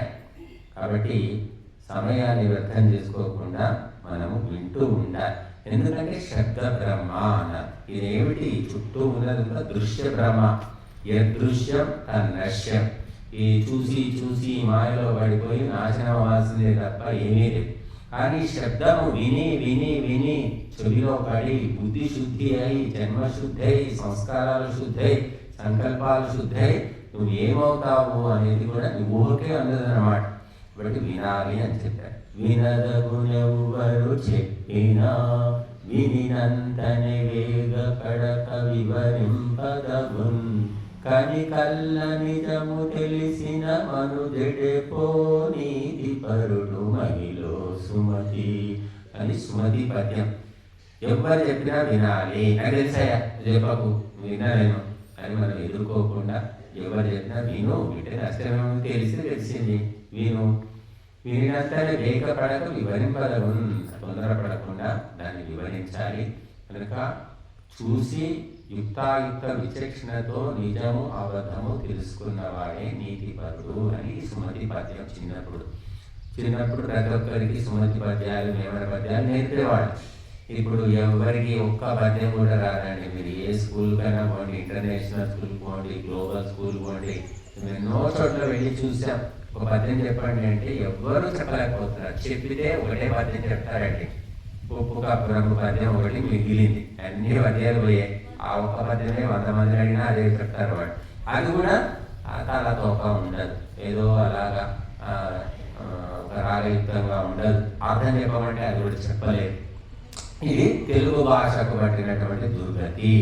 కాబట్టి మనము ఆ ఉపదేశము అనేది వింటే తప్పకుండా అది ఎప్పుడు ఫలిస్తుంది అనేది మనకు తెలియకపోయినా అది నష్టము మాత్రం కాదు, ఏదో ఒక రూపంలో మనలను ప్రేరేపిస్తుంది, ముందుకు తీసుకెళ్తుంది. కాబట్టి మరి చదువుతోటి సంబంధం లేదండి. భక్తికి ముక్తికి చదువు సంబంధం లేదు అని శాస్త్రాలు చెప్తున్నాయి. యోగ దర్శనంలో ఏం చెప్పారు? నువ్వు మోక్షం కావాలంటే ఏం చేయాలన్నాడు? పుస్తకాలు పట్టుకొని చదువుమని రాయలేదండి. ఏం చెప్పారు? అహింస, సత్యము, అస్థేయము, బ్రహ్మచర్యము, అపరిగ్రహము, శౌచము, సంతోషము, తపస్సు, స్వాధ్యాయము, ఈశ్వర ప్రణిధానము అని చెప్పి ఈ 10 ఆచరించాలి అని. స్వాధ్యాయం అంటే వేద శాస్త్రాలు చదవాలి అని. ఇప్పుడు వేద శాస్త్రాలు చదవమని చెప్పారు కదా, దాంతోపాటు ఏం చెప్పారు? ప్రణవ జపము అన్నాడు. నువ్వు వేద శాస్త్రాలు చదవలేవు, నువ్వు చదువు రాదు, ప్రణవ జపం చేసుకో, ఓంకార జపం చేసుకో, అది కూడా స్వాధ్యాయమే అని చెప్పారు. ఓం ఓం ఓం అని ఓంకార జపం చేసుకుంటే స్వాధ్యాయం చేసినట్టే. ఈ రకంగా చదువుతో సంబంధం లేదు, భగవతత్వం తెలుసుకోవడం సంస్కారానికి, సాధనకు సంబంధించిన విషయం కనుక మనకు ఇక్కడ శ్లోకం తస్మా సర్వేషు కాలేషు, అన్ని కాలాల్లో మాం అనుస్మర, నన్ను స్మరించు, యుద్ధము చేయి అంటున్నాడు. అంటే భగవంతుని స్మరించిన వ్యక్తి ఈ సంసార సంగ్రామంలో చక్కగా యుద్ధం చేయగలుగుతాడు, సంఘర్షణలో గెలుస్తాడు, ఓడిపోడు. సంసారం అంటేనే పెద్ద సంగ్రామం, నిరంతరం కూడా యుద్ధం చేయాల్సిందే, పోరాటం చేయాల్సిందే. అందులో గెలవాలి అంటే మయ్యర్పిత మనోబుద్ధి, ఆ పరమాత్మకు సమర్పించినటువంటి మనస్సు, బుద్ధి కలిగిన వాడే మామే వైశ్యసి, నన్నే పొందుతాడు అసంశయంగా, ఇందులో సందేహం లేదని చెప్తున్నాడు. కనుక మరి మనం భాగవతంలో చూస్తాం, గజేంద్ర మోక్షం అని రాశాడు భాగవతంలో. ఒక ప్రకరణం ఉంది, ఒక ఏనుగు, ఎన్నో ఏనుగులు అతనికి భార్యలట. ఆ ఏనుగు ఒక మడుగు లోపల నీళ్లు తాగడానికి పోయింది. అందులో ఉన్న ముసలి దాన్ని పట్టుకుంది. ఆ ముసలి వదలకపోవడం వల్ల ఆ తప్పించుకోలేక ఆ ఏనుగు ఎన్నో బాధలు పడి ఎన్నో రకాల ప్రయత్నాలు చేసి మానవ ప్రయత్నం అంతా విఫలమైపోయింది. ఎంతో బలిష్టమైనటువంటి ఏనుగు కూడా ఏమి పని చేయదు. ఇక్కడ చిట్టు చివరికి ఏ పని చేయకపోతే ఇంకెవరు గుర్తు వస్తారు? లాస్ట్కు దేవుడు గుర్తుకు వస్తాడు. మొట్టమొదటి ఏం చేస్తాడు? నేను చేస్తాను, మా బామ్మర్ది ఉన్నాడు, మా మామ ఉన్నాడు, వాడు చూసుకుంటాడు, వీడు చూసుకుంటాడు, అన్నీ పెట్టుకుంటాం ఆశలు. అన్ని ఆశలు నిరాశలైపోతాయి, ఎవరు ఆగుకోడు. ఇంకా లాస్ట్కు దేవుడా ఎక్కడున్నావరా నాయన, నువ్వే దిక్కు అంట. అలాగా గజేంద్రుడు అంటే ఏనుగని కాదండి, ఈ మద సంసారంలో ఉండి ఆ సంసార వాసనలు భోగించి మదమెక్కినటువంటి మానవుడే గజేంద్రుడు. కాబట్టి ఆ గజేంద్రుడిని, ఆ ముసలి అంటే ఏమిటంటే సంసార బాధలు అనేవి పట్టుకున్నాయి.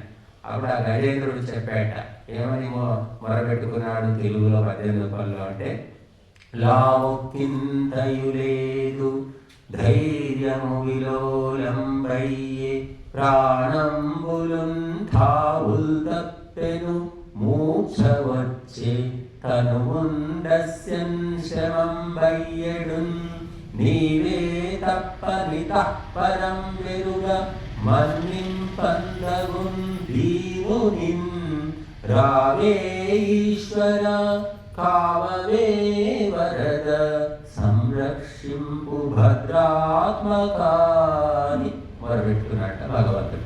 లావు కిందయు లేదు, లావు అంటే బలం అన్నమాట. ఇక్కడ బలం అనేది ఏమీ లేదు, ఉన్న బలం అంతా పోయింది, పోరాటం చేసి ఈ సంసారంలో అలసిపోయాను. ధైర్యము విలోలంబయ్యే, ధైర్యం అనేది తప్పిపోయింది.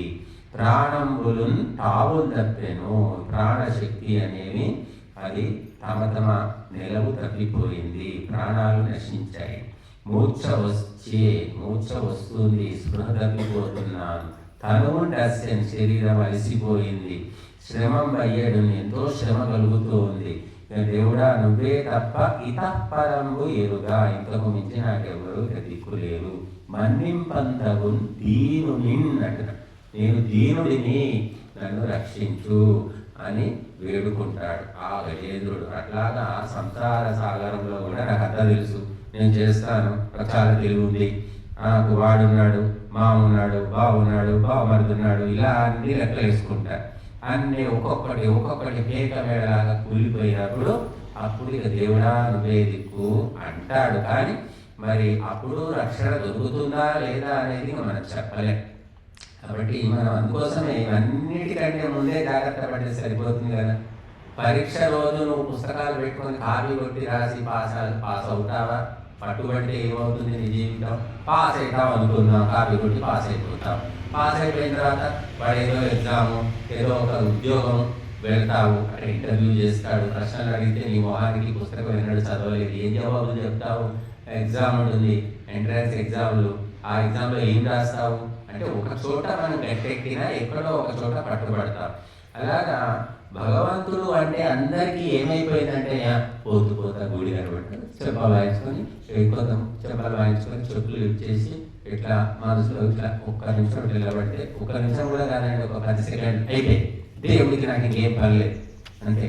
అది పక్కకే ఉంది కదా గుడి కన్నా పోరాదురా అంటే పోతానమ్మా అంటే మొన్న చెప్తున్నామే లక్ష్మణ్, మా అబ్బాయి పక్కనే గుడి ఉందండి, గుడికే పోవట్లేదు అబ్బాయి.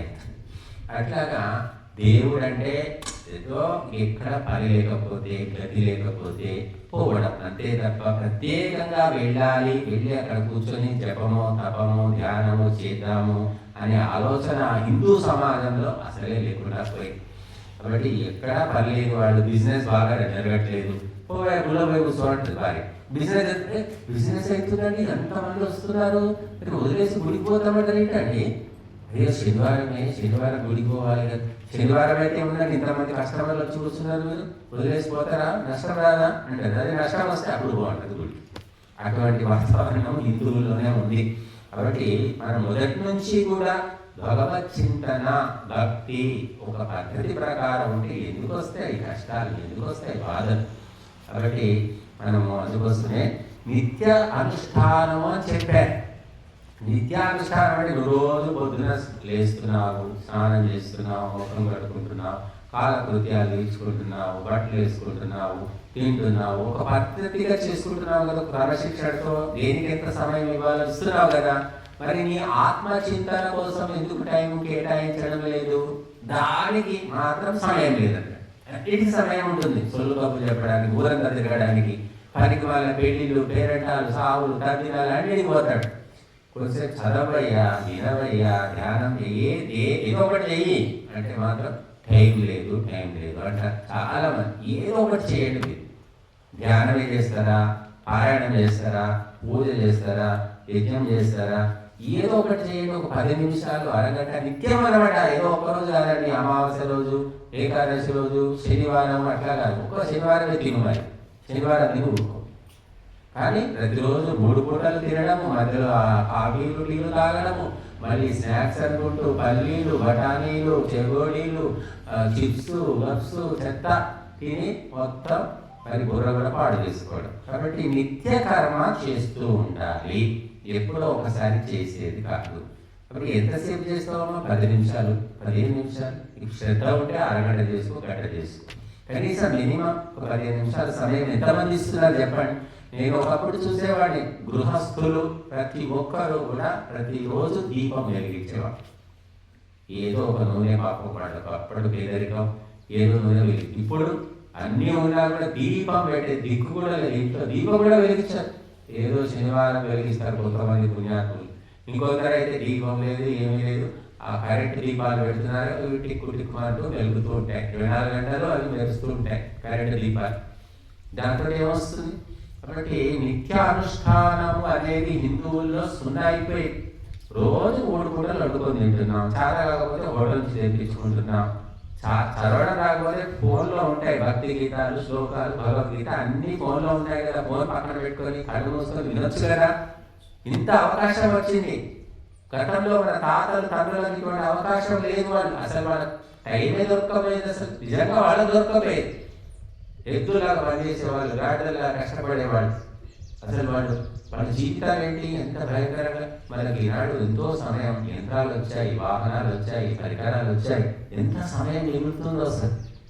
కానీ కనీసము ఇంత జరిగింది, ఏదో సుఖంగా ఉన్నాం కదా, అది ధర్మకార్యాల్లో పాల్గొందాము, సహాయం చేద్దాము, లేదా సొంతంగా అనుష్ఠానం చేసుకుందామనే ఆలోచన మాత్రం 1,00,000కు ఒక్కరిలో కూడా వస్తుందో లేదో మనకు తెలియదు. అంత భౌతికమైపోయారు, కమర్షియల్ అన్నమాట మనుషులు. వాళ్ళు ఎలా ఉన్నారో దానికి తగ్గట్టు బాధలు ఉన్నాయి, రోగాలు ఉన్నాయి, కష్టాలు ఉన్నాయి, పీడలు ఉన్నాయి, అన్నీ సరిపోయాయి. కాబట్టి మనము ఈ నిత్యము ఎంతో కొంత సమయాన్ని ధార్మిక చింతనకు కేటాయించుకోవాలి. అది మొట్టమొదలు రావాల్సినటువంటి మార్పు. అది రాకుండా ఎప్పుడో ఒక రోజు ఆశ్రమానికి వచ్చేసి వెళ్ళిపోతే సరిపోదండి. ఎప్పుడో ఒకసారి స్కూల్కి వచ్చిపోయే స్టూడెంట్ లాగా ఉంటుంది అన్నమాట వ్యవహారం. కాబట్టి మీరు రోజు ఆశ్రమానికి రాకపోయినా పర్లేదు, కానీ ప్రతిరోజు ఇంట్లో మాత్రం 10 నిమిషాలు 15 నిమిషాలు ఈ సమయము అని నిర్ణయించుకోండి, కేటాయించుకోండి. అప్పుడు మీ జీవితంలో మార్పు వస్తుంది. కాబట్టి ఇది హిందూ సమాజంలో ఈనాడు లోపించింది. కాబట్టి అది జరగవలసిన మార్పు. కనుక మనము నిత్యము ఈ మనస్సు అనేది ఏదో ఒకటి ఆలోచిస్తూనే ఉంటుందండి. గుర్తుపెట్టుకోండి, మీరు ఊరిగా కూర్చున్నా సరే, ప్రయాణిస్తున్నా సరే, ఇక్కడ కూర్చుని కూడా మనసు ఎక్కడో మైండ్ ఆబ్సెంట్ బాడీ ప్రెజెంట్ కూడా కావచ్చు. కూర్చుంటున్నారు, వింటున్నారు, విని మనసు ఏమిటో ఏ పొద్దున వచ్చి ఆ ఇంటి దగ్గర ఏమవుతుందో ఏమో, అది ఊళ్ళో ప్రచారం అవుతుంది, సర్పంచ్ నేను పోవాలేమో, అదేమో, ఇలాంటి ఆలోచనలు వచ్చిన ఆశ్చర్యపోవడం అసలు లేదు. ఎందుకంటే మనసు ఒక చోట నిలకడగా ఉండదు, ఎన్నో రకాలుగా ఆలోచిస్తుంది. ఎక్కడున్నా సరే ఆలోచించకుండా అది ఉండదు. కాబట్టి అందుకే నువ్వు ఏం ఆలోచిస్తావో తెలిసి కానీ తెలియక కానీ ప్రత్యక్షంగా కానీ పరోక్షంగా చివరికి అదే జన్మ తప్పదు అని చెప్తుంది ఇక్కడ శ్లోకం.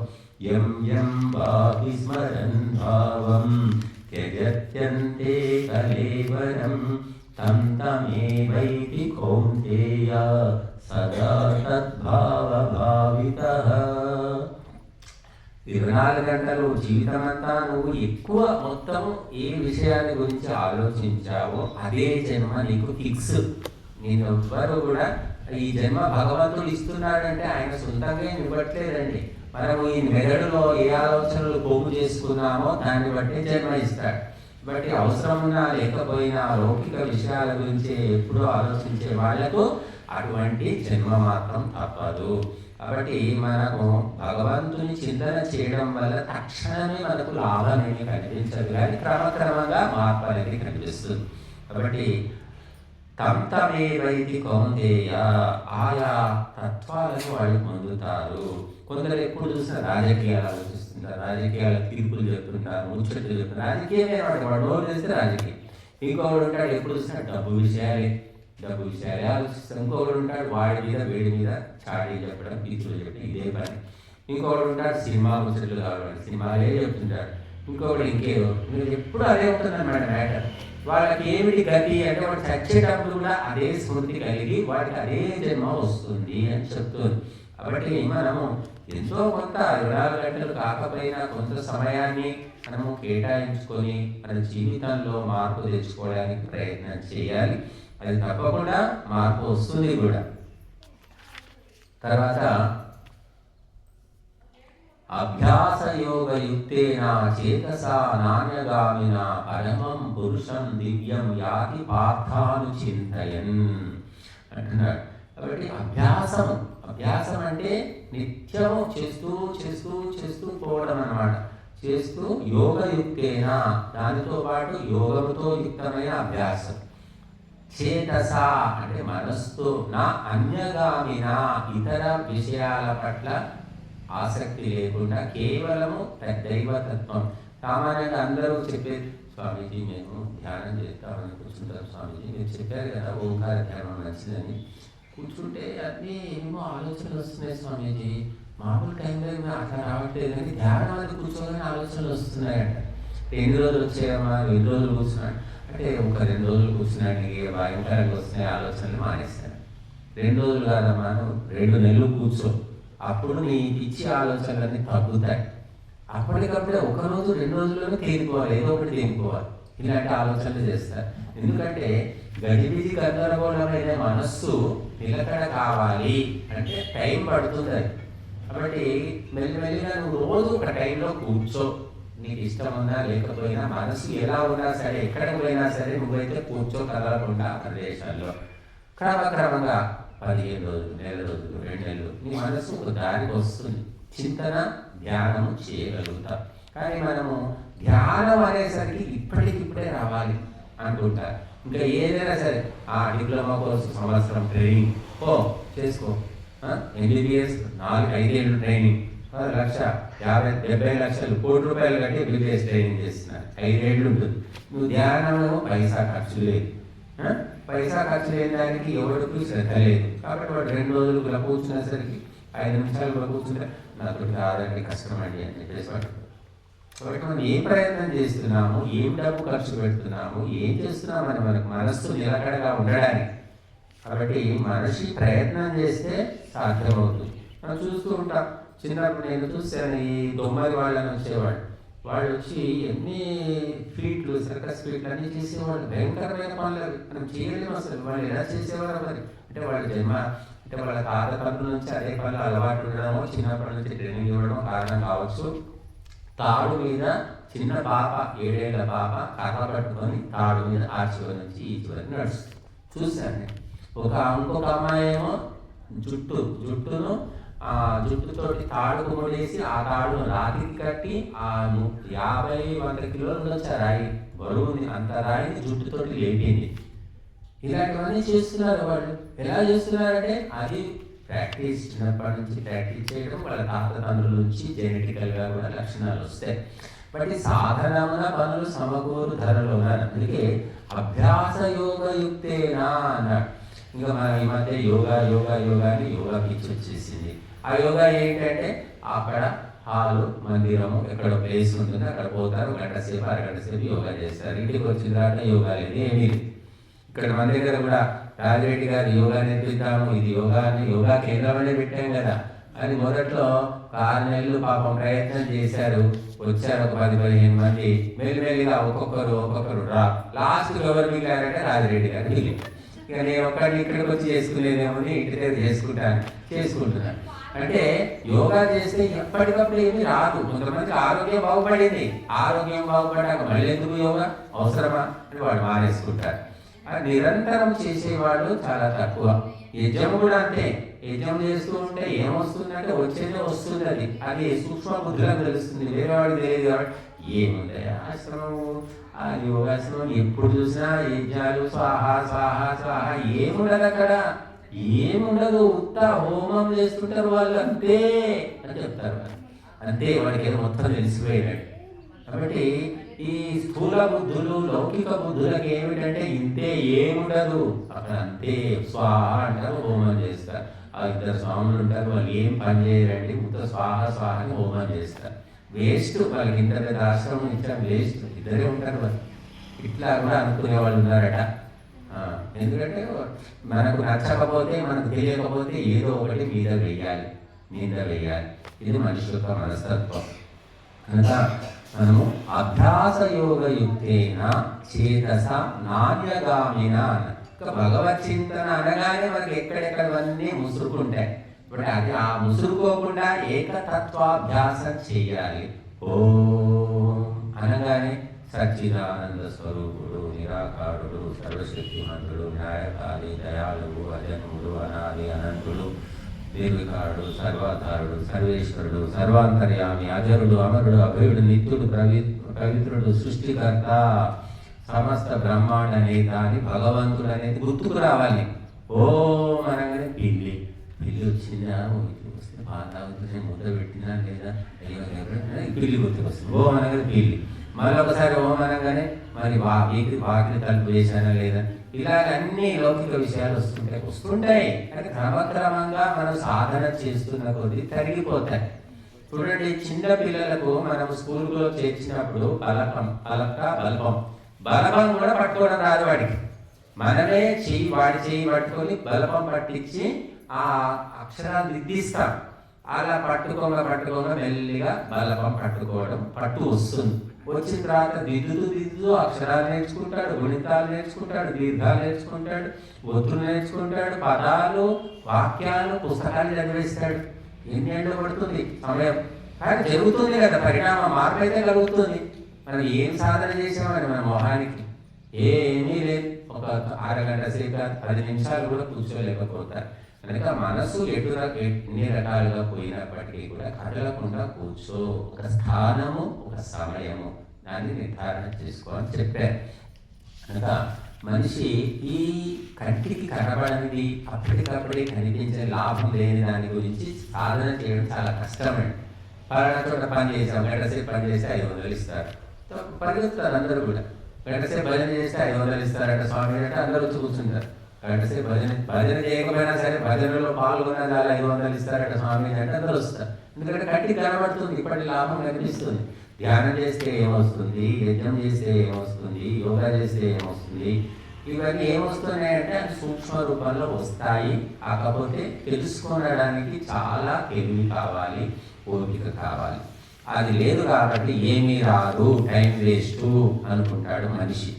కనుక ఆ నాణ్యగామిన ఇతర విషయాల పట్ల ఆసక్తి చింతన వదిలేసినటువంటి మనస్సుతోటి పరమం పురుషం దివ్యం పార్థ అనుచింతయం యాతి. ఆ దివ్య పరమ పురుషుడైన పరమాత్మను కలుసుకొని అతన్నే పొందుతాడు అని ఈ శ్లోకం మనకు చెప్తుంది.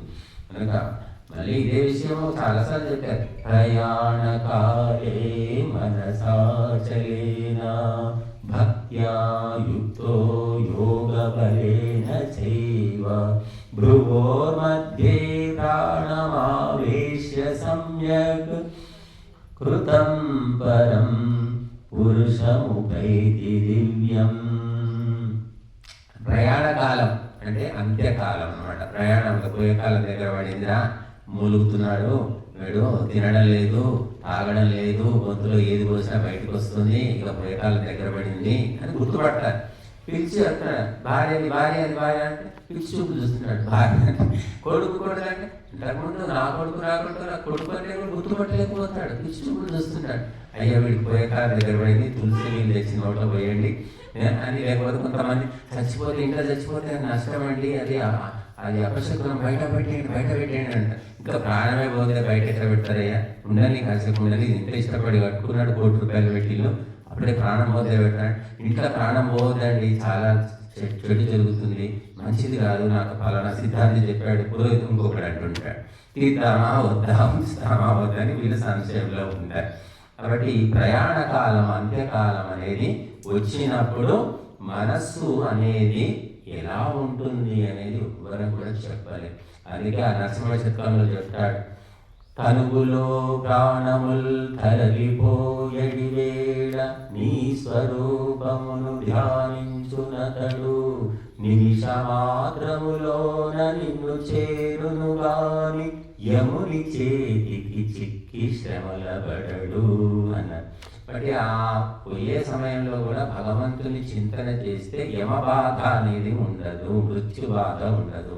అనాయాసంగా పాము తన తోలు అంటే చర్మం ఎలాగైతే వదిలేస్తుందో ఏ బాధ లేకుండా, కుబుసం వదిలేయడం అంటారు. అది 6 నెలలకో 3 నెలలకో తెలియదు, కుబుసం వదిలేస్తుంది.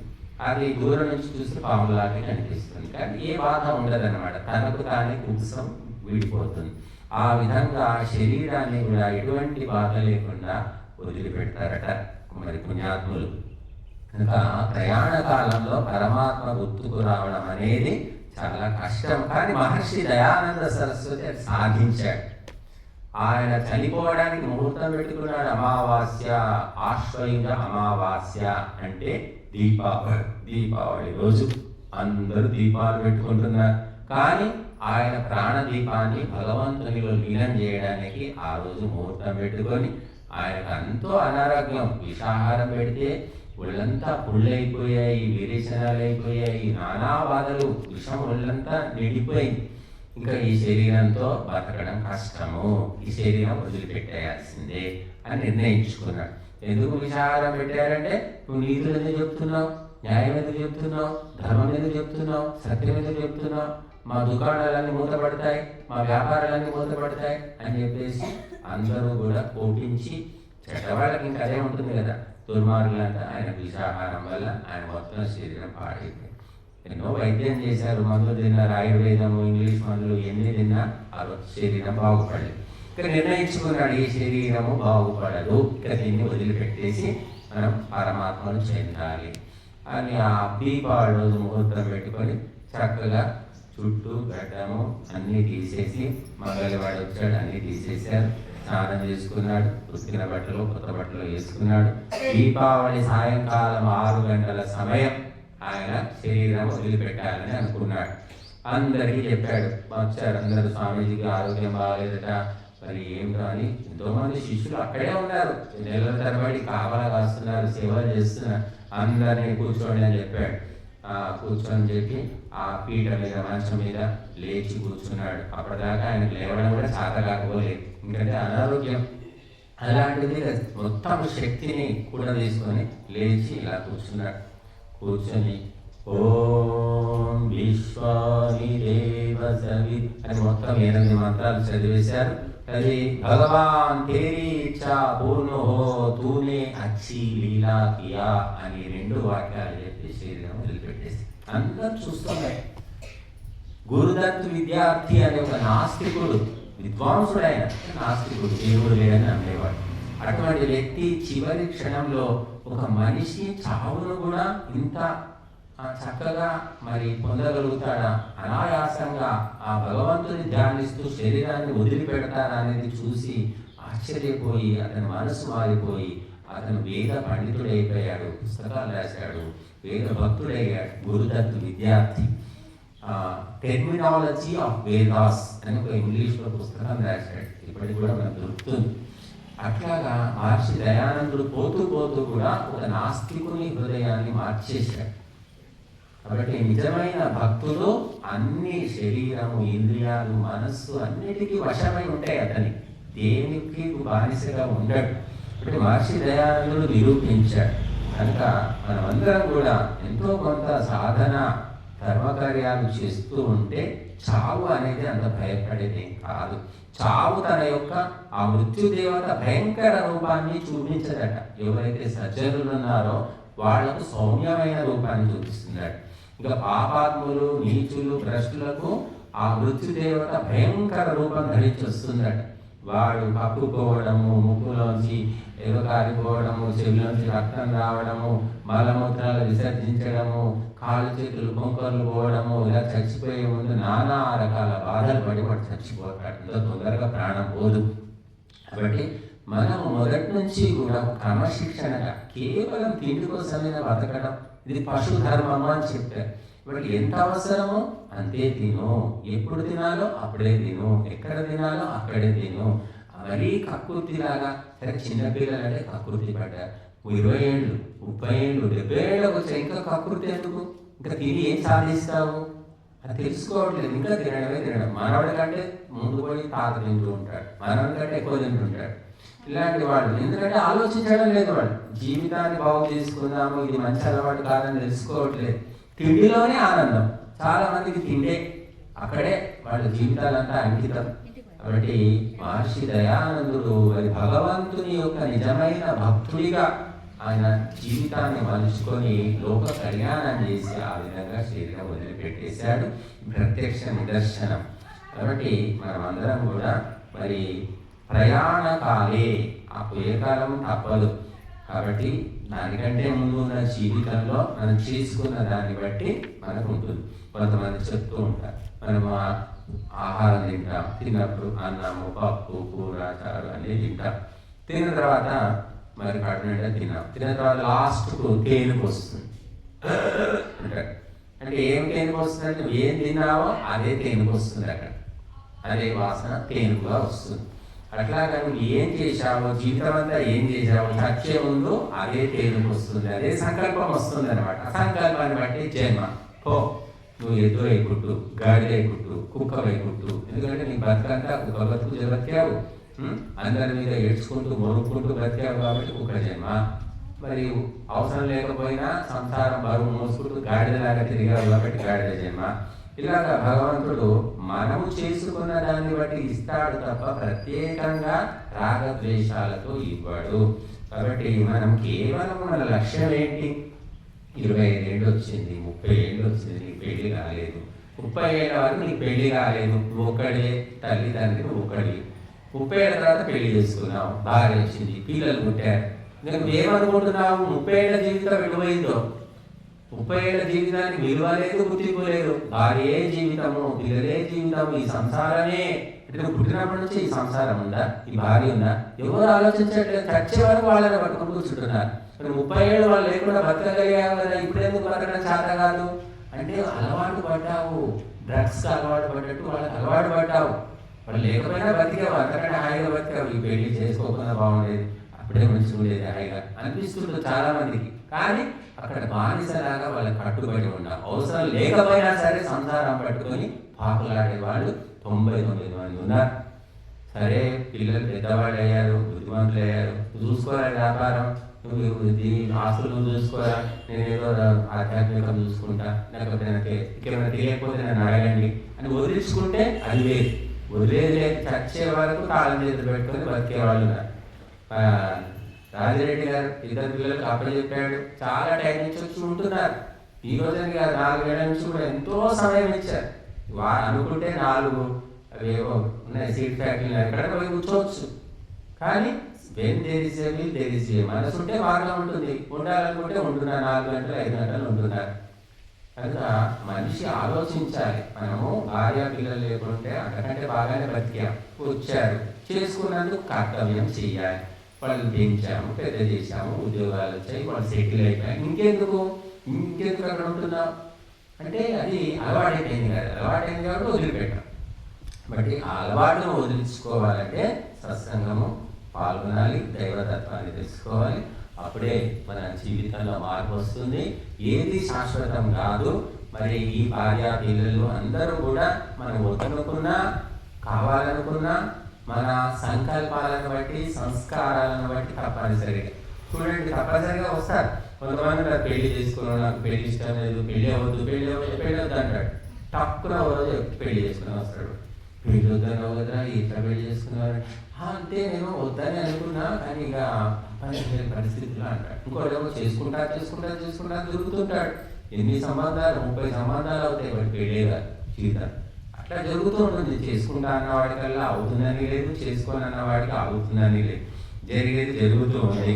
కానీ మనము మాత్రము ఇదే జీవితము, భార్య పిల్లలే జీవితం.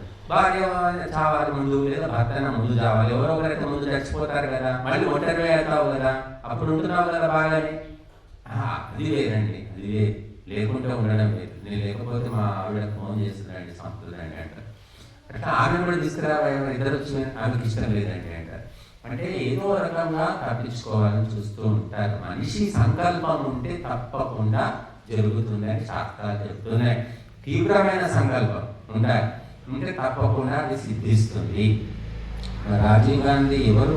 దేశానికి ప్రధానమంత్రికి ఏంటి జెడ్లెస్ కేటగిరీ రక్షణ ఉంటుంది. ప్రధానమంత్రిని చంపాలి అనుకున్నారు తమిళ్ మిలిటెంట్స్, ఎల్టీటీ వాళ్ళు. అనుకోగానే అవుతుంది, అయ్యే పని అది. ఎన్ని సంవత్సరాల ముందు అనుకున్నారు, ఎన్ని ప్లాన్లు వేశారు, వేసి చిచ్చి చంపారు కదా సంకల్ప శక్తితో. ఒక ప్రధానమంత్రి ఎక్కడ, ఒక మామూలు వాళ్ళు తమిళ్ మిలిటెంట్స్ ఎక్కడ, వాళ్ళకున్న సౌకర్యం వీళ్ళకే ఉంటుంది. ఇప్పుడు ఎవరైనా సరే ఒక మంచి పని కానీ చెడు పని కానీ చేయాలి అనుకున్న వ్యక్తి తప్పకుండా చేస్తాడు. హైదరాబాద్లో పరంజ్యోతి పేరు, అమరజ్యోతి అని ఒక ఆవిడ. ఆమె మాకు పరిచయం లేదు. ఇలాగే జోగిపేటలో వాళ్ళ మామయ్య ఉంటాడట, ఆయన ద్వారా మాకు తెలిసింది. ఆమె ఇంట్లో హోమం చేయాలని చెప్పారు. సరే అని అమరజ్యోతి ఇంటికి వెళ్ళాము మేము. ఫస్ట్ టైం చూడడం, అంటే స్కూల్లో టీచర్, ఆమెకు ఒకటే కూతురు ఉంది. వయసు చూస్తే ఆమెకి పెద్ద వయసు అనిపించింది. అమ్మాయి చిన్న ఉంది, అంటే లేట్గా పుట్టిందేమో అనుకున్నాం. తర్వాత మాటల్లో చెప్పింది అమ్మాయి, ఆమెకు సంతానం కలగలేదు. ఎన్నో ఏళ్ళు, పెళ్ళైన తర్వాత ఎన్నో ఏళ్ళు, ఇక ఎన్ని గుళ్ళు, గోపురాలు, తీర్థాలు, క్షేత్రాలు, మఠాలు, పూజలు, వ్రతాలు అన్నీ చేసింది. డాక్టర్లు కూడా చెప్పారట, మీకు సంతానం కావడం కష్టమే అని చెప్పారు. చెప్పినా కూడా మొండికి నాకు ఎందుకు సంతానం కాదు, సంతానం కావాల్సిందే అని సంకల్ప శక్తితోటి చెట్టు చివరికి ఆమెకు సంతానం అయింది. కూతురు పుట్టింది లేటుగా. చాలా తెలివింది అమ్మాయి. అంటే ఆమె చూసిన తర్వాత నాకు అనిపించింది, మొండితనంతో కూడా కొన్ని సాధించవచ్చు. ఎందుకు జరగదు, ఎందుకు కాదు, నేను దీని అంతు తెలుస్తాను అని అనుకుంటే అవుతాయండి. ఎందుకు మంచి పనులు అయితే ఇంకా మంచి తొందరగా అయిపోతాయి. కాబట్టి లౌకికమైనవే ఎన్నో అవుతున్నాయి. సంతానం కావాలనుకున్నాడు, సంతానం అవుతాను, పెళ్లి చేసుకుంటా అన్నాడు, తప్పకుండా చేసుకుంటున్నాడు. చేసుకోకుండా ఉండట్లేదు, ఎవడో ఒకడు ఉంటాడు కాని వాడు. కాబట్టి సంకల్ప శక్తిని మనం వాడుకోవడం లేదు. చేసి ఏముంది, చేస్తే ఉంటే మానేసేది, వస్తే ఏంటి, పోతే ఏంటి, అన్నీ ఇలాగ వ్యతిరేక ఆలోచనలు అన్నమాట. వాడు ఏం సాధించలేదు. కాబట్టి ఇది చెయ్యాలి, ఈ మార్పు రావాలి, ఇది వదిలేస్తాను అని నువ్వు స్పష్టంగా గట్టిగా నిర్ణయించుకుంటే తప్పకుండా అది జరుగుతుంది. నువ్వు అటు కాకుండా ఇటు కాకుండా గోడ మీద పిల్లిలాగా ఉంటే మాత్రం జరగవు. ఎవరో వచ్చి నీ జీవితాన్ని మార్చరు, నిన్ను నువ్వే మార్చుకోవాలి. ఎవ్వరు రారు, ఏ పార్టీ వాళ్ళు రారు, ఏ గవర్నమెంట్ వాళ్ళు రారు, ఏ ప్రధానమంత్రి రారు, ఏ కులం వాళ్ళు కూడా రారు. నువ్వు నాశనం అవుతుంటే చూసి పండుగ చేసుకుంటారు తప్ప చెడిపోతుంటే వచ్చి కూర్చోబెట్టి ఉపదేశాలు చెప్పేవాళ్ళు ఎవ్వరూ లేదు. వ్యక్తిగతంగా మేము కూడా అంతే, మీ అందరికీ చెప్తున్నాం. వ్యక్తిగతంగా చెప్పమంటే కష్టం, ఎందుకంటే తెలుస్తుంది మనకు. ఫలానా సుబ్బారావు ఆయన బాగా తాగుతున్నాడు అంటానండి, స్వామీజీ మీకు బాగా దగ్గరకు వచ్చేవాడు, ఆయనకి చెప్పండి అంటే మరి చెప్తే ఏమనుకుంటాడు? వ్యక్తిగతంగా ఏమనుకుంటాడు? ఎవరు చెప్పారు స్వామీజీ నేను తాగుతున్నానని? నేను ఎస్ఎల్ తాగట్లేదు, ఎవరో ఇద్దరు వాళ్ళు చెప్పారు నా మీద అంటాడు వాడు. నేను నిజంగా తాగుతున్నా చెప్పండి స్వామి, నాకు ఉపదేశం చెప్పండి అంటాడు కూడా అన్నాడు. కాబట్టి ఇవన్నీ వ్యక్తిగతంగా చెప్పడం కష్టం. కాబట్టి సత్సంగం లోపల అందరికీ కలిపి చెప్తాము కాబట్టి గ్రహించుకునేవాడు గ్రహించుకుంటాడు, చెడిపోయేవాడు చెడిపోతాడు, మనకు సంబంధం లేదు. కాబట్టి ఈనాడు మన మంచిని కోరేవాళ్ళు ఎవరు లేరు. చెడగొట్టేవాళ్ళు, చెడిపోతుంటే ఆనందించేవాళ్ళు ఎక్కువ ఉన్నారు. కాబట్టి మనకు సత్సంగాలు కూడా అన్నీ మూతపడ్డాయి. ఏం జరుగుతున్నాయి సత్సంగాలు? భజన చేసేవాళ్ళు ఒకప్పుడు భజన లేదు, ఏమీ లేదు. ఊరికే ఏదైనా రామనవమి వచ్చినా వినాయక చవితి వచ్చినా కూడా భోజనాలు తింటున్నారు తప్ప భజనలు ఎక్కడ జరుగుతున్నాయి, ఉపదేశాలు ఎక్కడ జరుగుతున్నాయి? ఏమీ లేవు, కేవలం డ్యాన్సులు. కాబట్టి ఇదంతా వినాశన కాలం అని చెప్పారు. కాబట్టి మనము ఇటువంటి సమయం లోపల బతికి బట్ట కట్టాలి. ఉన్న 4 రోజులు ఆరోగ్యంగా శాంతిగా ఉండాలి అంటే మాత్రం మనము ఆ పరమాత్మ చింతనము, ధర్మ కార్యాల్లో పాల్గొనడం, మనకు చేతనైనటువంటి దానము, సహాయము చేయడము, ఇది మాత్రమే శరణ్యం.